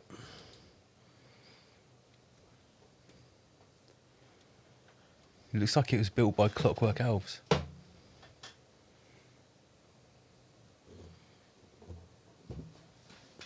Look at all the spires. Is it gold? No, it's not gold. It's stone. Look at all the spires. That is so electricity-esque. It looks like it. John Levi calls it antiquitect, doesn't he? That's what he calls it. That whole building is a piece of antiquity. Yeah, I know, mate. It's just... It's not got Antiquitech on it. The building is Antiquitech. I mean, look at it. It's fucking insane. So yeah, that was the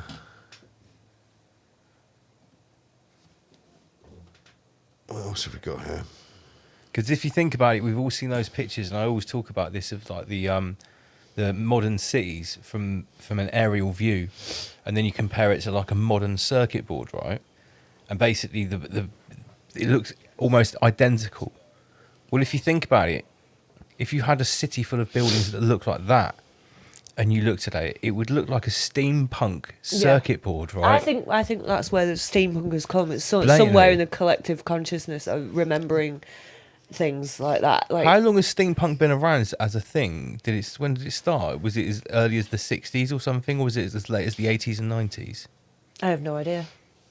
I'm sure. But someone can help I us do on think that. it's one of those sort of collective conscious memory things that keeps coming out. Comes Because around. apparently as well, there were, I think it was on that Stolen History documentary, they were talking about how fiction books didn't really come around until the 1850s. That's right. Yeah. People just used to read, fact. Yeah, because the world was wonderful as you didn't need escapism. Escape. Yeah. Well, I heard. And this, now that's all we have. I heard this thing that I'm pretty Overload. sure is in official peasant history, that before something like, there was a monk in the 16 or 1700s. I can't remember his name. Someone can correct me on this, but he was the first person ever in sort of like Anglican history to be able to read something, but without saying it out loud as you were reading it, to read something but have it in your own head, like silently. Before that, no one could commonly do that. Everyone, the few people that could read would always have to pronounce out what they were reading. So it's like the whole, in official narrative history, the whole idea of being literate and reading, even just for leisure, I guess is actually pretty new. At least in this part of the world. I've got another video here of when we were walking into the World's Fair site in Prague. Here we go. That's right, it's over here.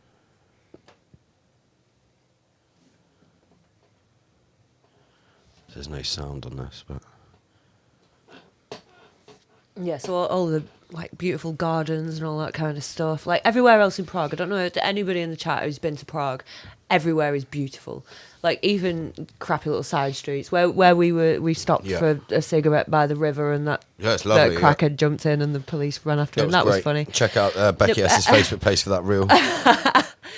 I saw Sorry, that. sorry. Didn't Just look to butt wicked. in, you can see all the scaffolding here around. Yeah. Are they just That- you maintaining can those actually temporary buildings? Yeah, you can see the trees on the next building. The arts centre, that's what it looks like now. You can't see any of the paintings on the front. All those I've got the you've video. got I'll the send that of- video next. Yeah. But you can't see it all. It's just so badly maintained. But where we were walking up those steps, with all the marble steps and everything, it's just been left to shit. They put skate parks up there so they attract teenagers To get graffiti to and get stuff. It just graffiti, looks like and a it just fucking looks shithole, man. awful. They grow teenagers like fungus to promote like urban degeneration. Yeah. They've just given them somewhere to There's ruin. skateboards and graffiti. Mate, I scored some weed off some dude as soon as we got there, right? the Who was first sitting person- under a fucking Tartarian lamppost.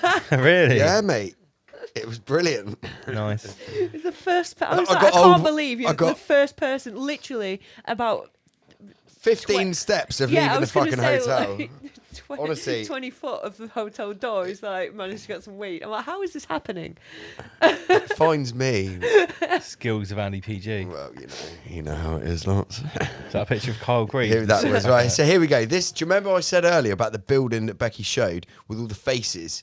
This was us. We went right up next to it. As you can see, It's so perfect. in the map, right, the site map, these trees, right, I'm telling you now, these trees, you'll see in a minute on the video, this line of trees they planted are so close to the buildings, it's blatantly to cover up what's there, right? It's like you It looks wouldn't- like that we had paper to get in factory. among. Yeah, in amongst it, look, you can look how close it is, like. We were to walking see. behind the trees Look. to get the footage. And they've done a whole row of it all round the place. You would never normally do that with a No, tree look. of that size because No. if it falls over, it's going to damage the building. Yeah, and you can't when you're walking in, unless you go right up to it, like, you can't see. But that's And it's- really similar so- as well to that Schwarzenberg. There Palace, is which outside the audio. castle. There is audio on this video, and I say that I don't know who these people are, but I'll speculate these might be the World's Fair controllers who are putting on. I don't know. There's no names or anything on these people's faces, but I thought it's so grand, and why are they covering it up? It's They weird. got all the way around the building. All as the well. way round, mate. All the way around the back. Yeah, it's really fucking odd. Actually, I've got a It good... was so cool to see it though. Yeah, it's amazing. And the fact that we could have a cocktail in a World's Fair building was pretty cool. That made me happy. Yeah, Becky was. Yeah, Becky. likes Also, a with this cocktail. kind of architecture and these buildings, unless you've sort of been there and stood underneath them, you can't really appreciate how like grand they are. No. Honestly, Lance, the cathedral that we just showed, right? I was fucking gobsmacked, wasn't I? I was Yeah. like actually speechless, which was somewhat of a first. Wow. Yeah. Yeah, we saw some pretty impressive stuff in Mexico City last year. The Mexican pyramids and stuff like that. No, well, not just that. I mean, like the huge Tartarian style, like Oh, right. Romanesque Yeah, for buildings sure. in Mexico City, right in the center. It was like everything was massively huge, with huge open squares. It was, it was quite a sight to behold. Breathtaking. Yeah, breathtaking. Here you go. Here's another one. So this is the back of the building. When we the previous video was when we walked in from the front. So this, if you see the cursor on the screen, behind this blue peasant building gate is the electric fountain. What's That's there? why. This is why I had to use a different So, picture because yeah. you couldn't see any. So of it. this is the back of the structure you just saw in the distance. Yeah.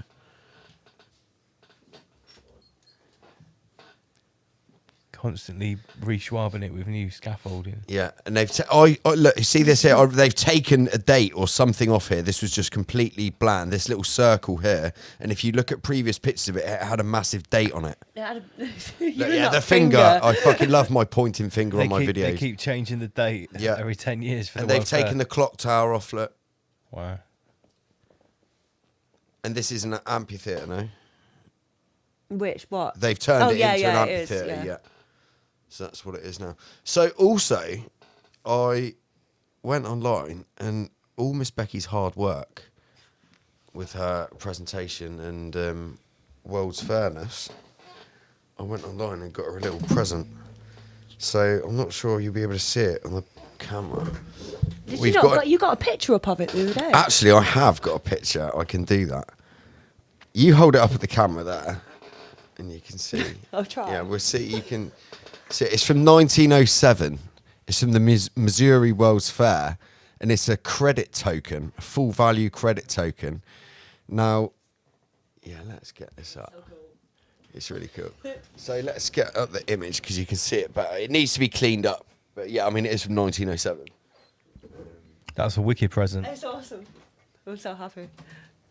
That's Chat, up, you guys chat quickly. that's up there with my my Al Gore Illuminati card and my Al Gore pin badge that I get at Rise Above events. You've actually got a coin from the World Fair. That was awesome. probably paid. Like one NPC go in and put that into the machine, and they got a new like opinion and identity downloaded into their head. One coin. Did you have to look far to find that? It wasn't that difficult. I wasn't initially looking for a coin. I just Googled 1800s World's Fair memorabilia, and that was one of the things. There's loads of stuff. Look, you can see it here, Lance, on the screen. Oh, just share the screen. Fuck it. Like, there's like pocket watches and... Oh, fuck, hang on. There we go. Yeah, look, there's like pocket watches, spoons, little... That's a game. That's nothing to do with it. There's imagery. What's this? Pro Chicago also metal makeup tin. There's a plate here. And there's all sorts of commemorative plate. That's 1964 New York World's Fair. 1933, Lance. Wow. The Century of Progress Chicago World's Fair key. That was So another thing. we should so get you that. You know the age that we're talking about. You know they call them certain things. Yeah. When the first World's Fairs were on, it was called the Age of Enlightenment. Yeah.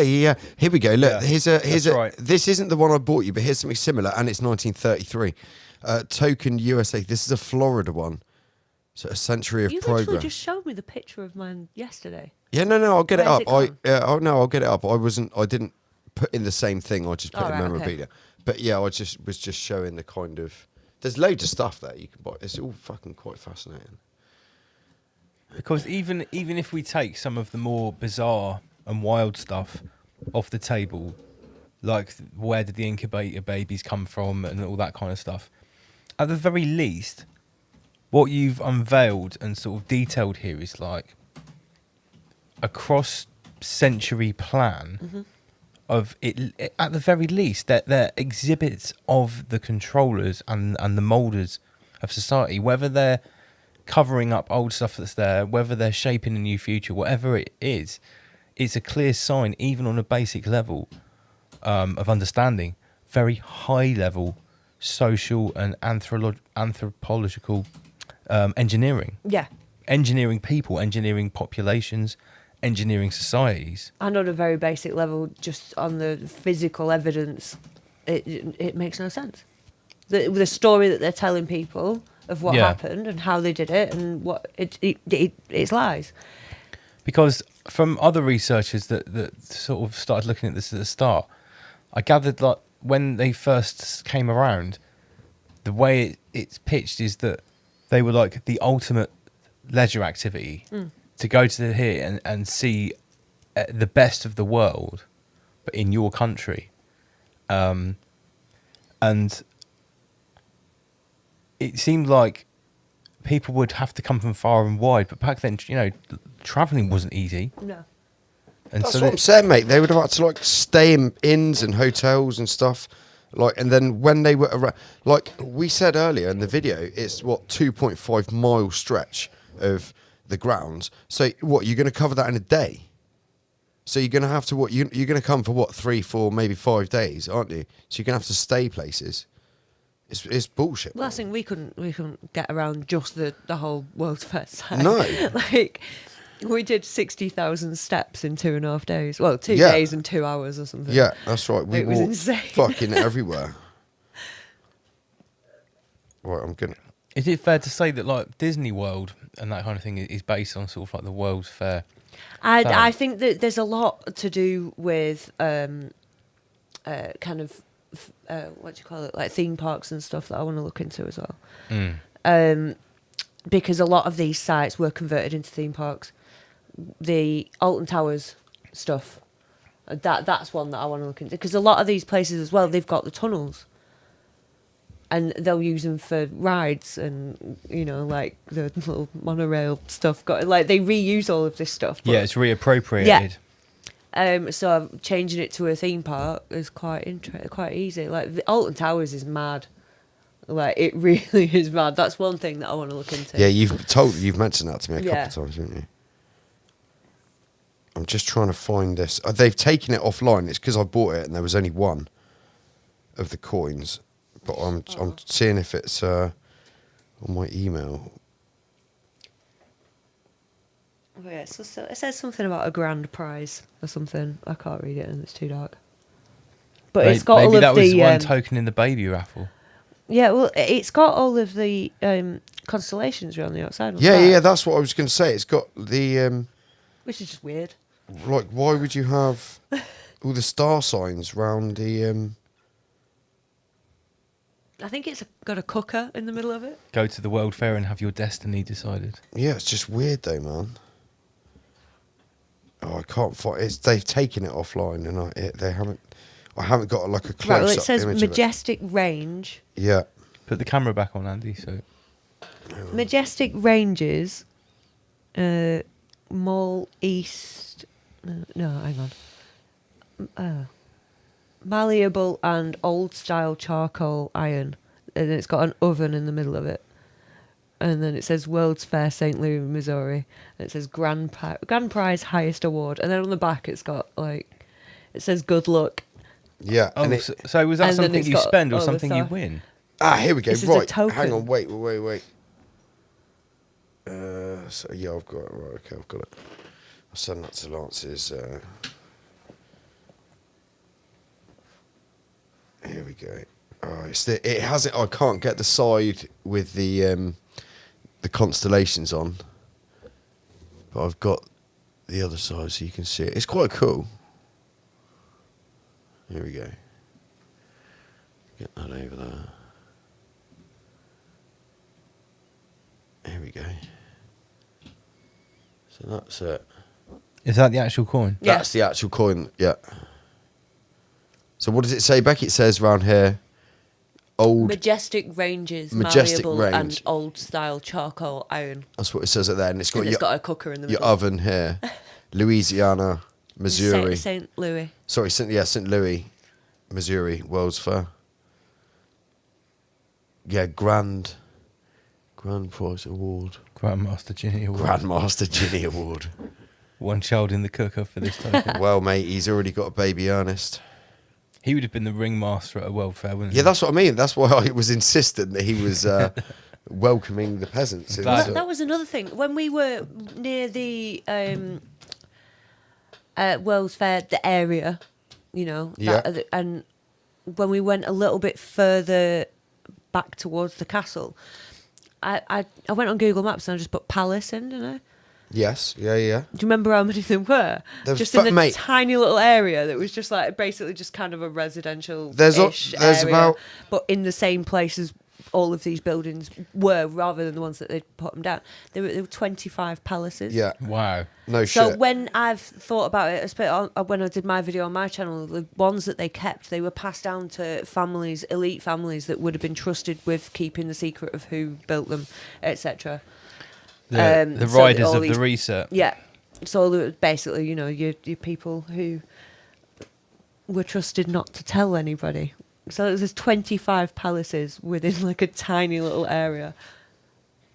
But they were all mental. the same age buildings. I'm like, how many palaces do you need It's on the same completely street? unnecessary. Or maybe before the reset, everyone had a palace. Yeah, that's it. Harnessing free energy from the ether. And then afterwards, when the reset population were basically made to be peasants, you had to get rid of a lot of these palaces because you could just explain them all, but you were still left with 25 anyway. Yeah, it's mental. That's the I tried to cover everything, but No, you've done a literally wicked every job. little subject I said is to like Becky- a 3-hour presentation on its own. So trying to pick a little bit of each thing Look, to give an overview. is just mental. because Becky likes the World's Fair research. Last, you know what I mean? We're going to go there. I said to her, I was like, you know, we can just do a part 2, part 3, which just keep it going once we've got a bit more info. Yeah, come do back. another Come presentation. come back and do more for sure. We'll do some more boots on the ground research and check it out, and that, you know.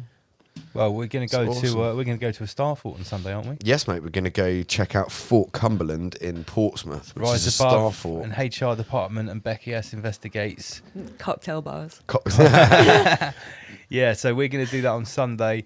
There isn't going to be any Rise Above for the next 2 weeks. I've got mic duties. I've got to go and earn Cratorial duties. Got to go and earn some money in Clown Worlds. Yeah. What am I meant to do on my Friday? Sorry, guys, but when we come back on the 29th of September, we're going to have Ramish Radio. We're going to have Sinstar Dread playing some breaks in the studio. Hopefully, we won't get a copyright strike this time. He's been preparing a wicked set, apparently. I've heard about half of it. Shout out to so far. Sinstar. Big shout out to Sinstar. So, yeah, I think we're going to wrap it up there. Big shout out to everyone for tuning in. It's been riseabove.tv on a Friday night. Thank you very much to Beki S for a very thorough and comprehensive investigation. Excellent work. Into not just Prague, but the whole concept and topic of World's Fairs. Oh, there we go. Excellent. Press one of those video buttons. Yeah, should we do that? Let's do it. Get a video up quickly. No, I mean on the right-hand side. Oh. Where? We go to graphics, you know, like one of those IDEV videos that we press at the end of the stream, so we look professional. Wait, hang on. Where's the graphics, Lance? Okay, so... Help. Hang on. No, it says graphics on the buttons on the far right. No, we haven't got graphics. Stop talking far right. We've got music, design. Design. Yeah, it's not graphics then, is it? Design, graphics. Oh, come on. You can't fucking rip that one. What should I go for? All right, guys, we'll see you back on September the 29th.